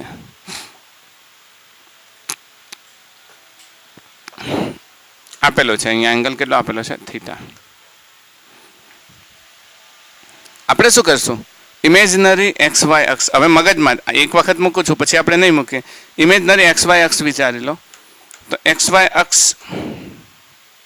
અહીંયા છે એવું ધારી લો, એના સેન્ટરમાં. જેની એફબીડી લો છો ત્યાં આગળ એક્સ વાય અક્ષ છે એવું ધારી લો. ધારી લીધું. આ એક્સ દિશા, આ વાય દિશા. એક્સ અને વાય દિશાના જે ઘટકો છે એ ઘટકોને એમને એમ રાખો. એક્સ અને વાય દિશા સિવાય આ તણાવ બળ છે ને, એ કઈ દિશામાં છે? ટી દિશામાં. તો આ એંગલ પણ કેટલું લઈશું? થીટા. હવે એફબીડી લઈએ આની. તો એફબીડીમાં એ જ પરિસ્થિતિ આપણી એક્સ અને વાય દિશાની તો વિચાર કરી લીધો આપણે. એક્સ અને વાય દિશા લાગતા બળો તો કે નીચેની તરફ યસ બળ કયું લાગે છે? mg. પછી આ તરફ બળ કયું લાગે છે? T2. આ તરફ T1. આ એંગલ થીટા. તો આના બે કોમ્પોનન્ટ કહેવાય. બે કોમ્પોનન્ટ લઈ શકાય. આ તરફ થીટા બને છે એટલે કેટલો થશે? T1 cos theta. cos theta. ને આ દિશામાં T1 sin થીટા. હવે આની જરૂર નથી, આના કોમ્પોનન્ટ લઈ લીધા ને એટલે આની જરૂર છે નહીં. તો હવે સામસામેના ઉપરના જે બે ઘટકો છે એ fy, આ તરફના ઘટકો છે fx, કારણ કે આ x અક્ષ છે. ઇમેજનરી લેજો, હાલ હું તમને બતાવીને દર્શાવું છું, પછી તમે ઇમેજનરી લેજો. એટલે તમારે ધારી લેવાનું, પછી અહીંયા દોરવાનો નહીં એક્સ વાય અક્ષ. તો શું થશે? T2 is equals two T1 sin theta અને T1 cos theta is equals two mg. મળી ગયા? T2 is equal to T1 sin theta અને T1 cos theta is equal to mg. તમે બંને મેળવી શકો. હવે જો આમાં તમને મૂલ્ય આપી દીધા હોય, આના જગ્યા ધારો કે હું એમ કહું કે આની જગ્યા તમને 5 કિલોગ્રામ આપી દીધું, આની જગ્યા 37 આપી દીધું, તો તમારી પાસે 5 કિલોગ્રામ છે 37 છે, તો તમે એંગલ T1 ને T2 તણાવ બળ પણ તમે મેળવી શકો કે નહીં? તો અહીંયા ધારો કે તમે હવે મૂકી દીધું, ચાલો m બરાબર 5 kg લઈ લો અને થીટા બરાબર 37. ફરી એફબીડી બનાવીએ તો નીચેની તરફ 5g થશે. ઓકે, ઉપરની તરફ આપણો કયો ઘટક હતો? t1 cos. અહીંયા 37 ન થશે ને, થીટા કેટલો છે? 37. આ જગ્યાએ t1 sin 37, અહીંયા થશે t2. તો તમે પહેલાં t2 ને સરખાવો, t1 ને સરખાવો, t2 ને સરખાવો. ચલો પહેલાં t1 y દિશાના ઘટકો. y દિશામાં સંતુલિત અવસ્થા છે, ફોર્સ ઇક્વિલિબ્રિયમ છે, તો t1 sin 37 is equal to 5g. t1 sin 37 કેટલા થાય છે? 37. 3/5 આ થશે 3/5 is equal to 5 into 10. Okay, તો t1 is equals two 5 into 5 25, 250/3. t1 is equal to 250/3. એને આમાં મૂકો એટલે t2 મળી જાય. હવે તમે લાવી દેજો. આવા પ્રકારની પરિસ્થિતિ આપેલી હોય તો તમે આરામથી જવાબ મેળવી શકો કે નહીં? તો કહેવાનો અર્થ એવો થયો કે જો XY દિશામાં ઘટકો ન હોય તો એને XY દિશામાં એના શું લઈ લેવાના? કોમ્પોનન્ટ લઈ લેવાના. કોમ્પોનન્ટ લઈ અને તમે આરામથી મેળવી શકો એનો જવાબ. આપણે એક બીજો એક્ઝામ્પલ લઈ લઈએ વિથ વેલ્યુઝ, એટલે તમને વધારે ખબર પડે. તો વેલ્યુઝમાં આપણને આ પ્રમાણે આપી દીધું છે. એક જડિત આધાર છે, જડિત આધાર સાથે એક અહીંયા બ્લોક છે,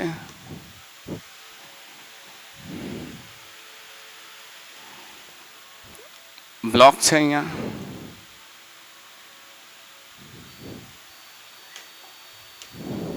આ બ્લોકને આમ જોડેલો છે, બે દોરીથી જોડેલો છે, બે દોરી છે અહીંયા. એ જે સીધી લાઈન છે, આ જે સીધી લાઈન છે,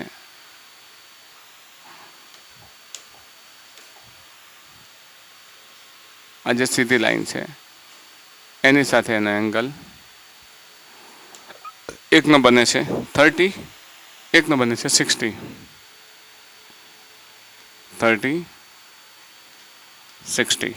ઓકે, આનું વજન છે પદાર્થનું √2 kg લઈ લો, √2 kg. બસ t1 અને t2 શોધો. પ્રશ્ન છે સંતુલિત અવસ્થામાં. સંતુલિત અવસ્થા એટલે કયો નિયમ? પ્રથમ નિયમ. સંતુલિત અવસ્થામાં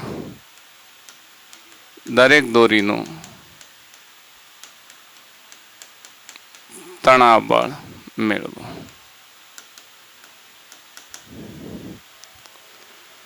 અહીંયા આટલું તો જાણો છો, √2g. આટલું તો જાણો છો, √2g.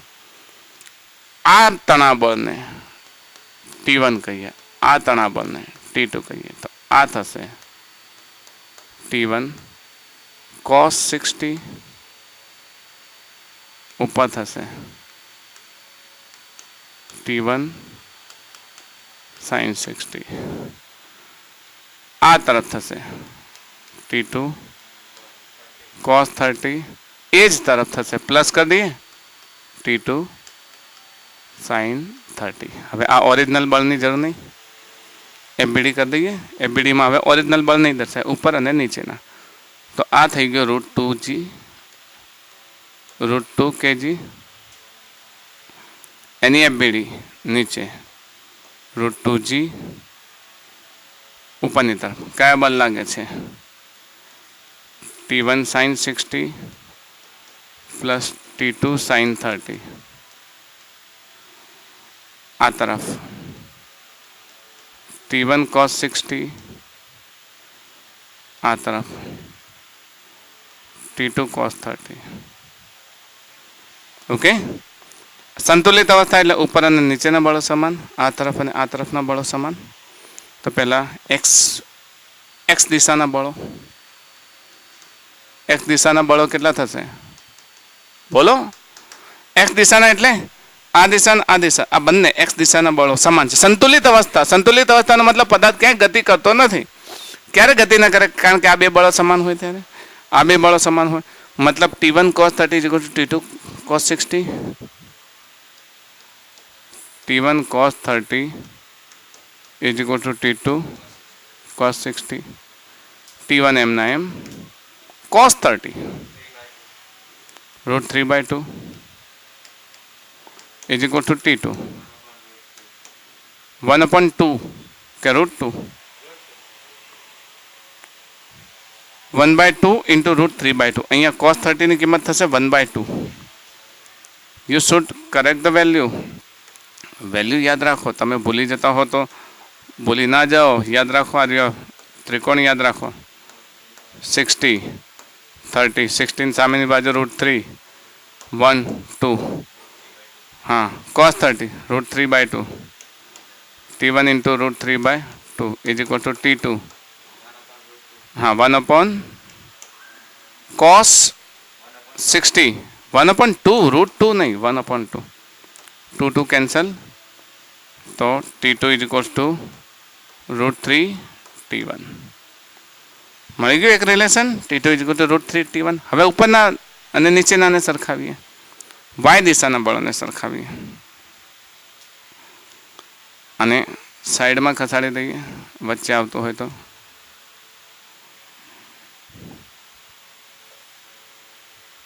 y દિશાના બળો સમજો. y દિશાના બળો કેમ લઈએ છીએ? હવે આ પણ ઇક્વિલિબ્રિયમ સ્ટેટમાં છે. ઇક્વિલિબ્રિયમ સ્ટેટમાં ફર્સ્ટ લો તમને એ જ સમજાવે છે કે પદાર્થ ઇક્વિલિબ્રિયમ સ્ટેટમાં છે, સંતુલિત અવસ્થામાં છે. સંતુલિત અવસ્થામાં હોય તો બધી દિશાના બળો કેવા હોય? સમાન હોય. તો થશે T1 sin 60 plus T2 sin 30 is equals to root 2g. T1 એમને એમ sin 60 ની કિંમત જોઈ લો root 3 by 2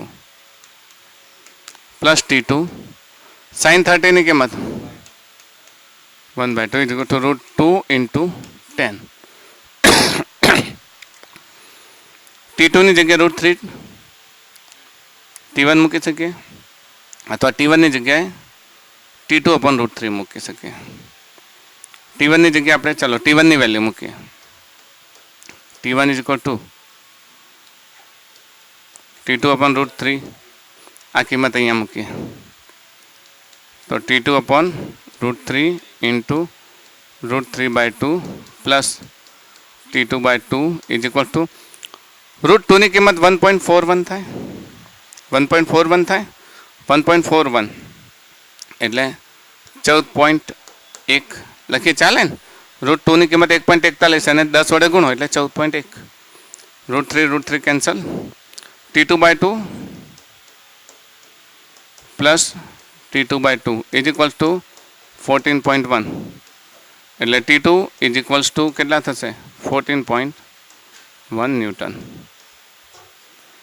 T2 by 2 અડધો T2 ને અડધો T2 તો પૂરો T2 થઈ ગયો. નીચે 2 કોમન તો 2 T2 એટલે 2 કેન્સલ એટલે T2 ઇઝ ઇક્વલ ટુ 14.1. હવે એની કિંમત અહીંયા મૂકો એટલે T1 મળી જાય. તો આના પરથી T1 ઇઝ ઇક્વલ્સ ટુ કેટલા થશે? 14.1 અપોન રૂટ 3. એનું સાદું રૂપ આપી શકો તમે. T1 ઇઝ ઇક્વલ ટુ 14.1 એટલે આને લઈશું આપણે એટલા ને એટલા જ અને પહેલાંને 1.71 લઈશું. થાય ને જે જવાબ આવે તમારે T1 લખી લેવાનો. ઇન શોર્ટ ફોર્સ ઇક્વિલિબ્રિયમ સ્ટેટમાં XY દિશામાં જે બળો ન લાગે એના ઘટકો લેવાના અને ઘટકો લીધા પછી તમારે એને કમ્પેરિઝન કરી લેવાની, સરખાવી દેવાના. સરખાવીને તમે જવાબ લાવી શકો. યાદ રાખજો અહીંયા આગળ ફર્સ્ટ લો એ જ સમજાવે છે તમને કે ચલો આપણે એક ઢાળવાળા માર્ગની વાત કરી લઈએ. ઢાળવાળા માર્ગ પર કોઈ પદાર્થ પડ્યો હોય તો શું પરિસ્થિતિ હોય એના માટે આપણે એક ઢાળ લઈ લીધો. આ પ્રમાણે ઢાળ પર એક પદાર્થ મૂકીએ છીએ.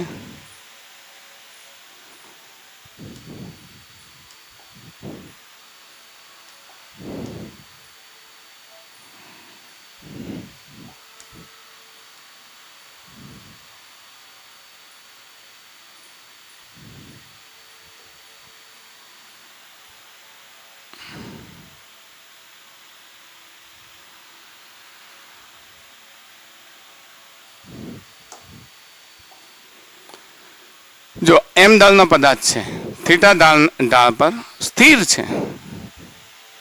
કેવો છે? સ્થિર છે. બરાબર. હવે આ પદાર્થ સ્થિર છે, તો આ પદાર્થ દ્વારા જે અહીંયા સ્થિર નથી રાખતા, આપણે પેલું તણાવ બળની જ વાત કરી દઈએ ને. ચલો તણાવ બળની વાત કરી દઈએ. અહીંયા એક એવી પરિસ્થિતિ છે, અહીંયા આગળ એક જોડેલું છે. બરાબર. તો આ ટી તણાવ બળ શોધો. અહીં તણાવ બળ ટી અને થીટા બંને શોધીએ.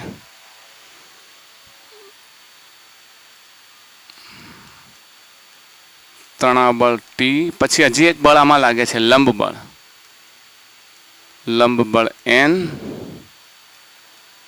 તથા થીટા શોધો. બટ મસ્ટ રિમેમ્બર, પદાર્થ સંતુલિત અવસ્થામાં છે.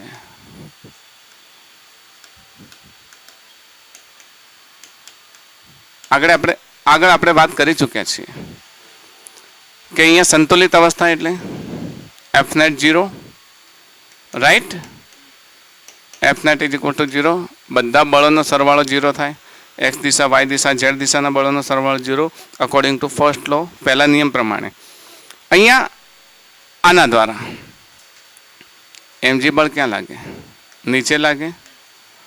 લંબ બળ ક્યાં લાગશે? એક્ઝેક્ટલી પરપેન્ડિક્યુલર લાગશે ને.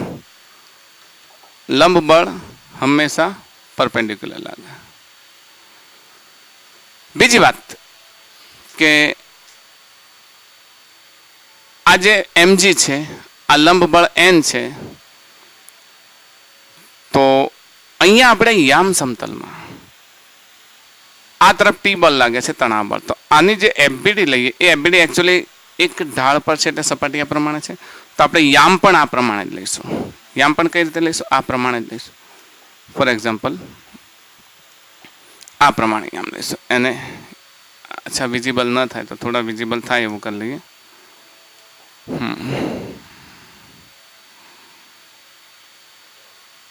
એફબીડી પણ આ પ્રમાણે લઈશું, મતલબ યામ સમતલ આ પ્રમાણે લઈશું. તો આ બે તો પરફેક્ટ દિશામાં લાગે છે. આના કોમ્પોનન્ટ લેવા પડશે ને. તો લઈ લઈએ આપણે એ પ્રમાણે એક બિંદુ લઈ લઈએ જ્યાં આપણે એફબીડી લેવાનું છે. એફબીડી પ્રમાણે આપણે આપણું યામ સમતલ લઈ લઈએ. યામ સમતલને ગમે તે દિશામાં તમે ફેરવી શકો. ઓકે. આ એક્સ દિશા, વાય દિશા. લાગતા બળો જોઈ લો. આ દિશામાં બળ લાગે છે, આ દિશામાં બળ લાગે છે એન, આ દિશામાં બળ લાગે છે ટી, રાઈટ. અને એક એક્ઝેક્ટ નીચે લાગે છે mg. આ ખૂણો થીટા છે, તો આ આને લંબ છે, આ આને લંબ છે, એટલે આ એંગલ પણ કેટલો થશે? થીટા થશે.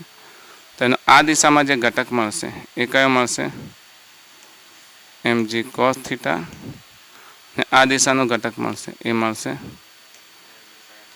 mg sin theta. mg cos theta, mg sin theta. હવે વચ્ચેના બળની કોઈ જરૂર નથી, કારણ કે એના બે કોમ્પોનન્ટ લઈ લીધા. સંતુલિત અવસ્થામાં એક્સ અને વાય દિશાના બળો કેવા હોય? આપણે યામ સમતલને ગમે તેમ ગુમાવી શકીએ એવું નથી કે આમ જ લેવાય. સપાટીને સમાંતર લેવાનો. યામ સમતલ કેવો લેવાનો? ઢાળવાળી સપાટી છે તો એને સમાંતર લેવાનો. એ પ્રમાણે જ લીધો છે. તો વાય દિશાના ઘટકો આપણે લઈએ. વાય દિશાના ઘટકો લઈએ તો વાય દિશાના ઘટકો સરખાઈએ, કારણ કે અવસ્થા તો કેવી છે? સંતુલિત અવસ્થા છે. તો શું થશે? n is equals to mg cos theta. n is equals to mg cos theta m. પછી આ તરફ t is equals to mg sin theta. લંબ બળ મળી ગયો આપણને, મળી ગયો. mg cos થીટા તણાવ બળ મળી ગયું. હવે થીટા શોધવાનો છે. થીટા શોધવાનો છે. આને નંબર 1 આપો, આને નંબર 2 આપો. તો આ 2 ડિવાઇડેડ બાય 1, તો mg sin થીટા ભાગ્યા mg cos theta is equals two n upon t. mg cancel, sin upon cos 10. તો અહીંયા થશે tan theta is equals two n upon t. Theta is equal to tan inverse n upon t. Okay, in short equilibrium state છે, મતલબ lose number 1. બાહ્ય બળની ગેરહાજરી. સંતુલિત અવસ્થા, શબ્દ સમજજો. પદાર્થ સંતુલિત અવસ્થામાં છે તો પદાર્થ ક્યાંય ગતિ નથી કરતો, તો એના બધી જ દિશાના બળોને શું કરશો? સરખાવી દેશો. એક્સ અક્ષ કેવી રીતે દર્શાવશો? જો ઢાળવાળી સપાટી હોય તો ઢાળને સમાંતર લેશો. જેવી સપાટી પર પડે છે એને સમાંતર લેશો. લંબ બળ હંમેશા સપાટીને લંબ લાગે, ગુરુત્વાકર્ષણ બળ હંમેશા અધો દિશામાં લાગે. આ નિયમોને યાદ રાખશો. કોઈ પણ NLM નો ક્વેશ્ચન હશે FBD થી આરામથી સોલ્વ થઈ જશે. ઓકે, નેક્સ્ટ દાખલો જો. આપણને એક ઢાળવાળો એક માર્ગ આપેલો છે, જેના પર થીટા જેટલો ઢાળ છે, એના પર એક ગરગડી છે, અને ગરગડી સાથે બે માસ લટકેલા છે, બે દળ. એક 5 kg નો છે અને એક 3 kg નો છે. તો આખી પરિસ્થિતિ સંતુલિત છે. The system is in equilibrium state. તો તમારે થીટા, ટી અને આર શોધવાનું છે. T tension. ચલો અહીંયા સમજીએ કે અહીંયા નીચેની તરફ લાગતું બળ 3g લઈશું, mg મીન્સ 3g. તો અહીંયા થશે ટી. સેમ દોરી છે તો ટેન્શન પણ સેમ થશે.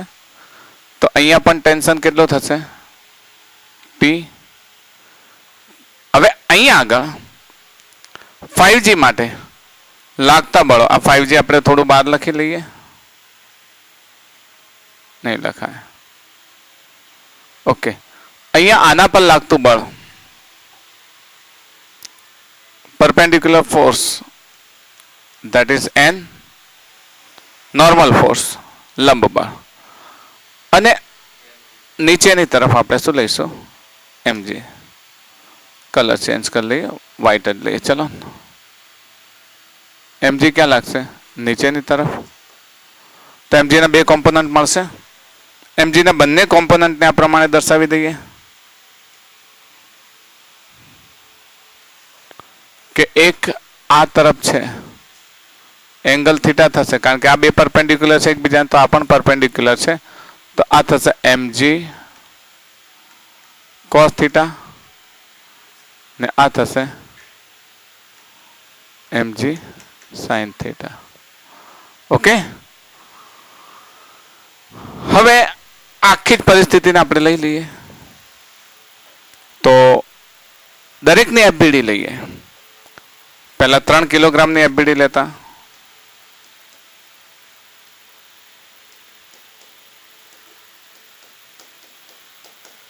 Three kg, this is 3 kg.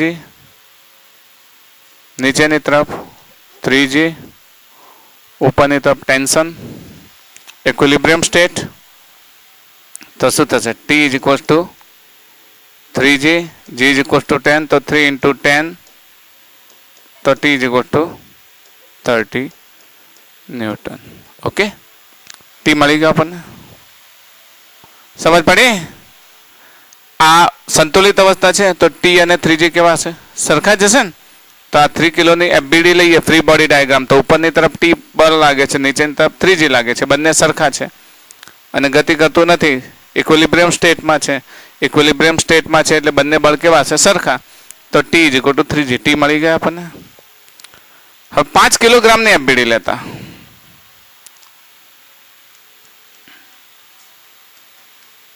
Five kg दलनी FBD लेता. चलो 5 kg दल, 5 kg. નીચેની તરફ કયું ફોર્સ લાગે છે?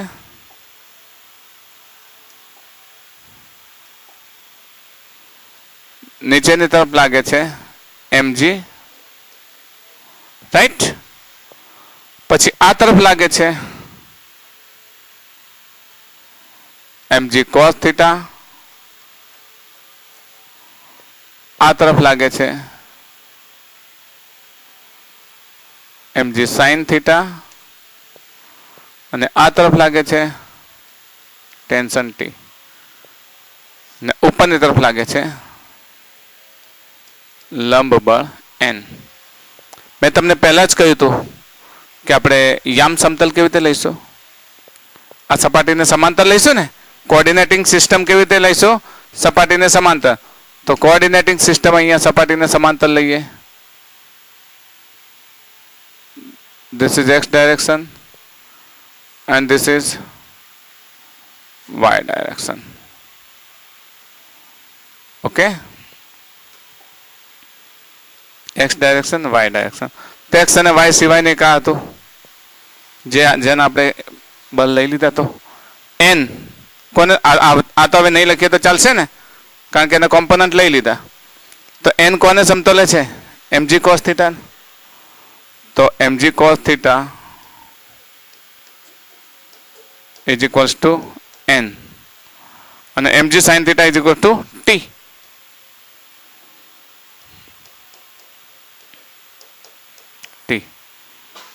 આ નંબર 1 આપીએ, આ નંબર 2 આપીએ. આપણે પહેલા થીટા લઈ શકીએ આના પરથી? યસ, લઈ શકાય. 2 divided by 1. Okay, 2 divided by 1 મતલબ એનો શું લઈશું? 2 અને 1 નો ગુણોત્તર લેતા. 2 અને 1 નો ગુણોત્તર લઈએ તો શું થશે? mg sin theta upon mg cos theta. mg sin theta t, mg cos theta n, mg cancel, sin upon cos tan theta is equal to t upon n. Theta is equal to tan inverse t upon n. મળી ગયો આપણને. હવે n ની કિંમત લઈ લઈએ. n શોધવો પડશે. તો n is equal to mg cos theta થશે. પછી એને આના અંદર મૂકીએ. ચલો, n is equals to mg cos theta. હા હા, હવે મૂકીશું તો શું થશે? 5 into 10 cos theta. તો 10 cos theta લખી શકીએ આપણે? ઓકે, t ની વેલ્યુ છે ને, આપણે t ને સમજી લઈએ. પહેલા t મેળવી લઈએ. ચલો, એટલે એના પરથી થીટા આપણને મળી જાય આ વેલ્યુ. હા, t is equals to mg sin theta થશે. t ની વેલ્યુ કેટલી છે? 30. તો 30 is equals to m કેટલા છે? 5. g કેટલા છે? 10 sin થીટા. તો sin theta is equal to 30 divided by 50. આ કેન્સલ થઈ ગયા. તો theta is equal to 3/5. sin theta is equal to 3/5. કેટલા થશે? 37 ડિગ્રી. આ મેથડ સહેલી રહેશે આના કરતાં. ઓકે, આના કરતાં આ મેથડ સહેલી રહેશે થીટા ફાઇન્ડ કરવાની. આની જરૂર નથી. આ તો અચળમાં આવે છે. થીટા મળી ગયો. હવે શું મળશે? ટી. ટી કેવી રીતે લઈશું બોલો? ના, ટી મળી ગયો. n જોઈએ છે તો n આના પરથી લઈ શકીએ. n is equal to mg cos theta. n is equals to mg cos theta. m 5 g 10 cos of 37. 5 into 10 cos 37 4/5. 5 cancel. n is equals to 40 Newton. Okay, t is equal to 30 Newton, theta is equal to 37, n is equal to 40 Newton. ખ્યાલ આવી ગયો? પેલી રીતે મેળવી શકાય, પણ પછી t અને n મેળવીને મેળવશો તો ટેન્જન્ટમાં આવે છે. એના કરતાં આ તમને ઇઝીલી મળી જશે. પેલામાં પણ મળતી અને એની કિંમત આપણે મેળવી હોત તો મેળવી શકત. ઓકે, નેક્સ્ટ આપણે બ્લોક ઓન બ્લોક વાળી સિસ્ટમ લઈએ. ચલો, block on block. Block on બ્લોકમાં વાસ્તવમાં એવી રીતે આપેલું છે તમને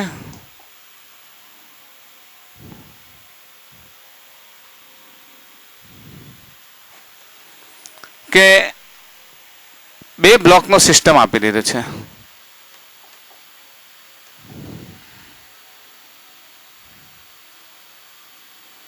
બે બ્લોક સિસ્ટમ, આપણે 2 બ્લોક સિસ્ટમ લઈ લઈએ. This is 2 block system. બંનેના અલગ અલગ દળ આપી દીધા છે. એકને સ્મોલ એમ લઈ લઈએ ને એકને કેપિટલ એમ લઈ લઈએ. આપણે નોર્મલ ફોર્સ જ લઈએ ને આમાં. બે બ્લોક વચ્ચેનું તથા જમીન અને બ્લોક વચ્ચેનું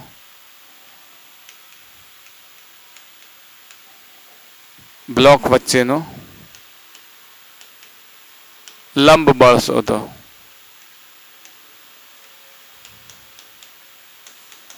normal between two block and surface and block.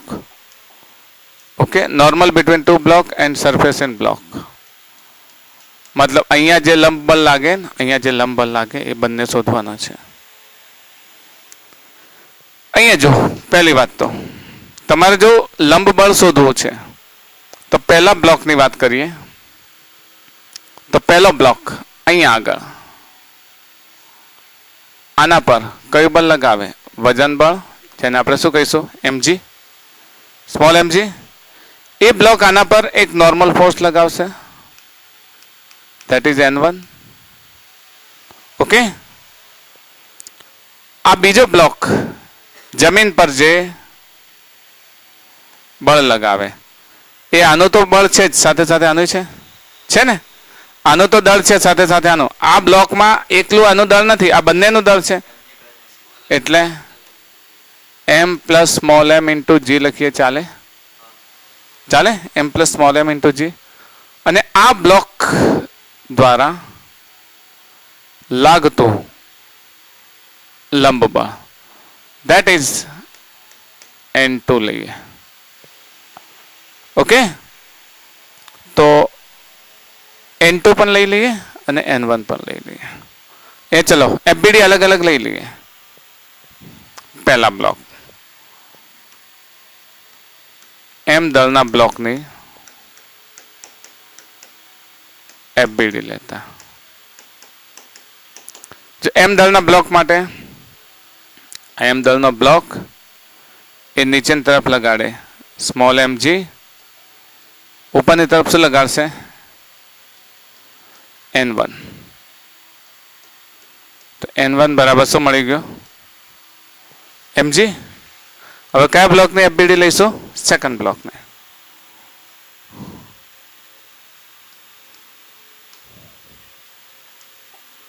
બીજા બ્લોકની FBD લેતા.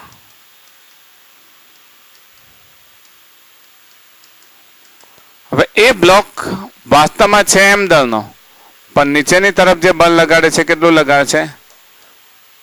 m plus m into g. કારણ કે એના પર already capital m small m block છે અને ઉપરની તરફ લગાડે છે, એને આપણે શું કહીશું? n2.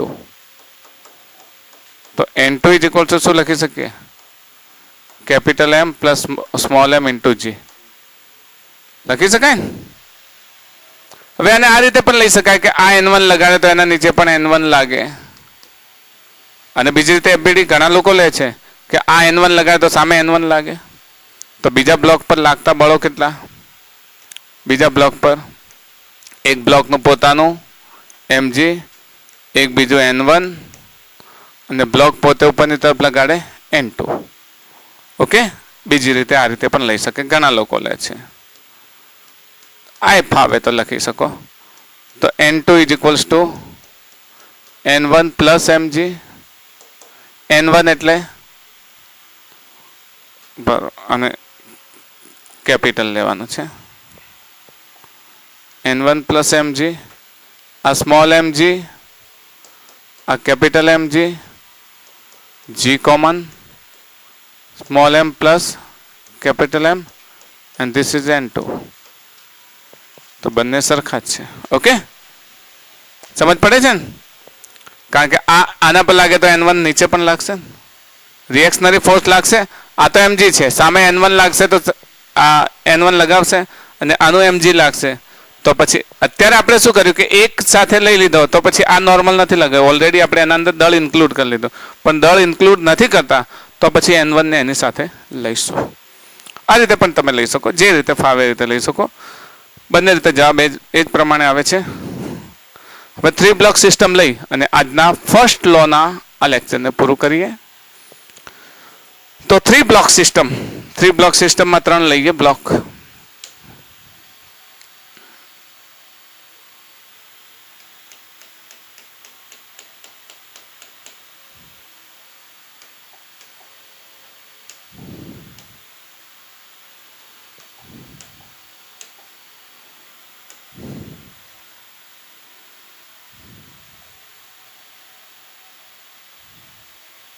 એક બ્લોક, બીજો બ્લોક, ત્રીજો બ્લોક.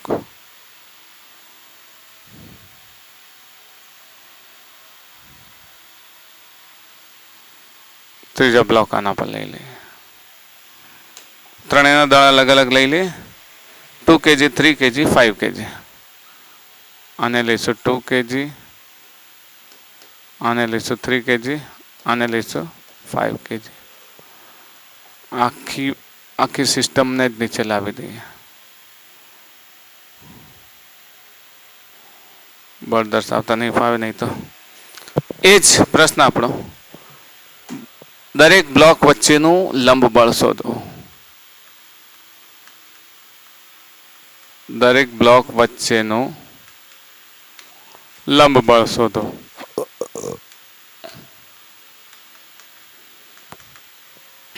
સમજો, આના દ્વારા લાગતું લંબ બળ N1, આના દ્વારા લાગતું N2, આના દ્વારા લાગતું N3 છે. તો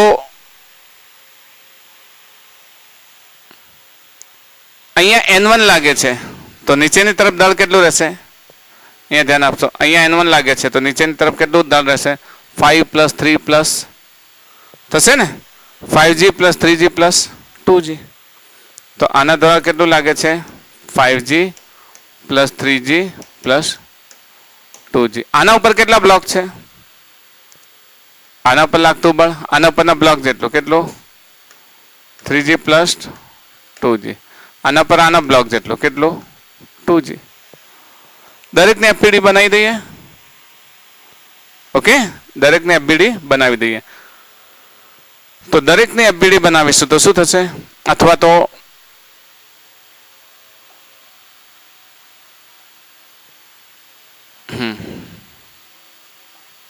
ચાલો 5 kg ના બ્લોક માટે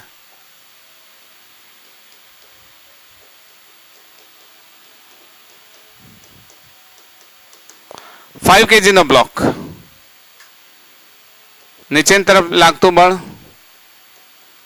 5g + 3g + 2g, કારણ કે ઉપર એટલા બ્લોક છે.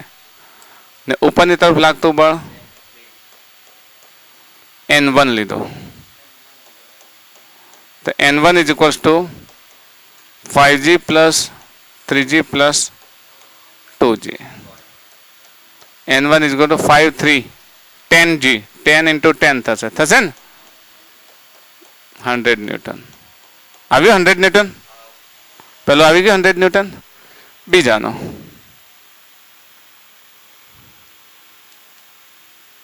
3 kg ના બ્લોક માટે. ચલો બીજા માટે 3 kg ના બ્લોક માટે નીચેની તરફ કેટલા થશે? 3g + 2g કેટલા થયા? 5g. ને ઉપરની તરફ કેટલા થયા? N2. તો N2 = 5g. Therefore N2 = 5 × 10. એટલે કેટલા લખશો? 50 ન્યૂટન. ખ્યાલ આવી ગયો? અને ત્રીજો 2 kg ના બ્લોક માટે 2 kg 2 kg નીચેની તરફ કેટલો લગાવે છે 2g ઉપરની તરફ n3 તો n3 is equal to 2g n3 is equal to 20 newton okay તો ન્યૂટન્સ ફર્સ્ટ લો જ્યારે ભણો ત્યારે એક ખાસ વાત યાદ રાખજો force equilibrium total net force કેટલું થાય છે 0 એટલે બધી ડાયરેક્શનના ફોર્સને તમે શું કરી દેશો કમ્પેર કરી દેશો અને કમ્પેર કરી અને પછી તમે તમારે જે જોઈએ છે રિઝલ્ટ મેળવી શકો છો okay that's all four today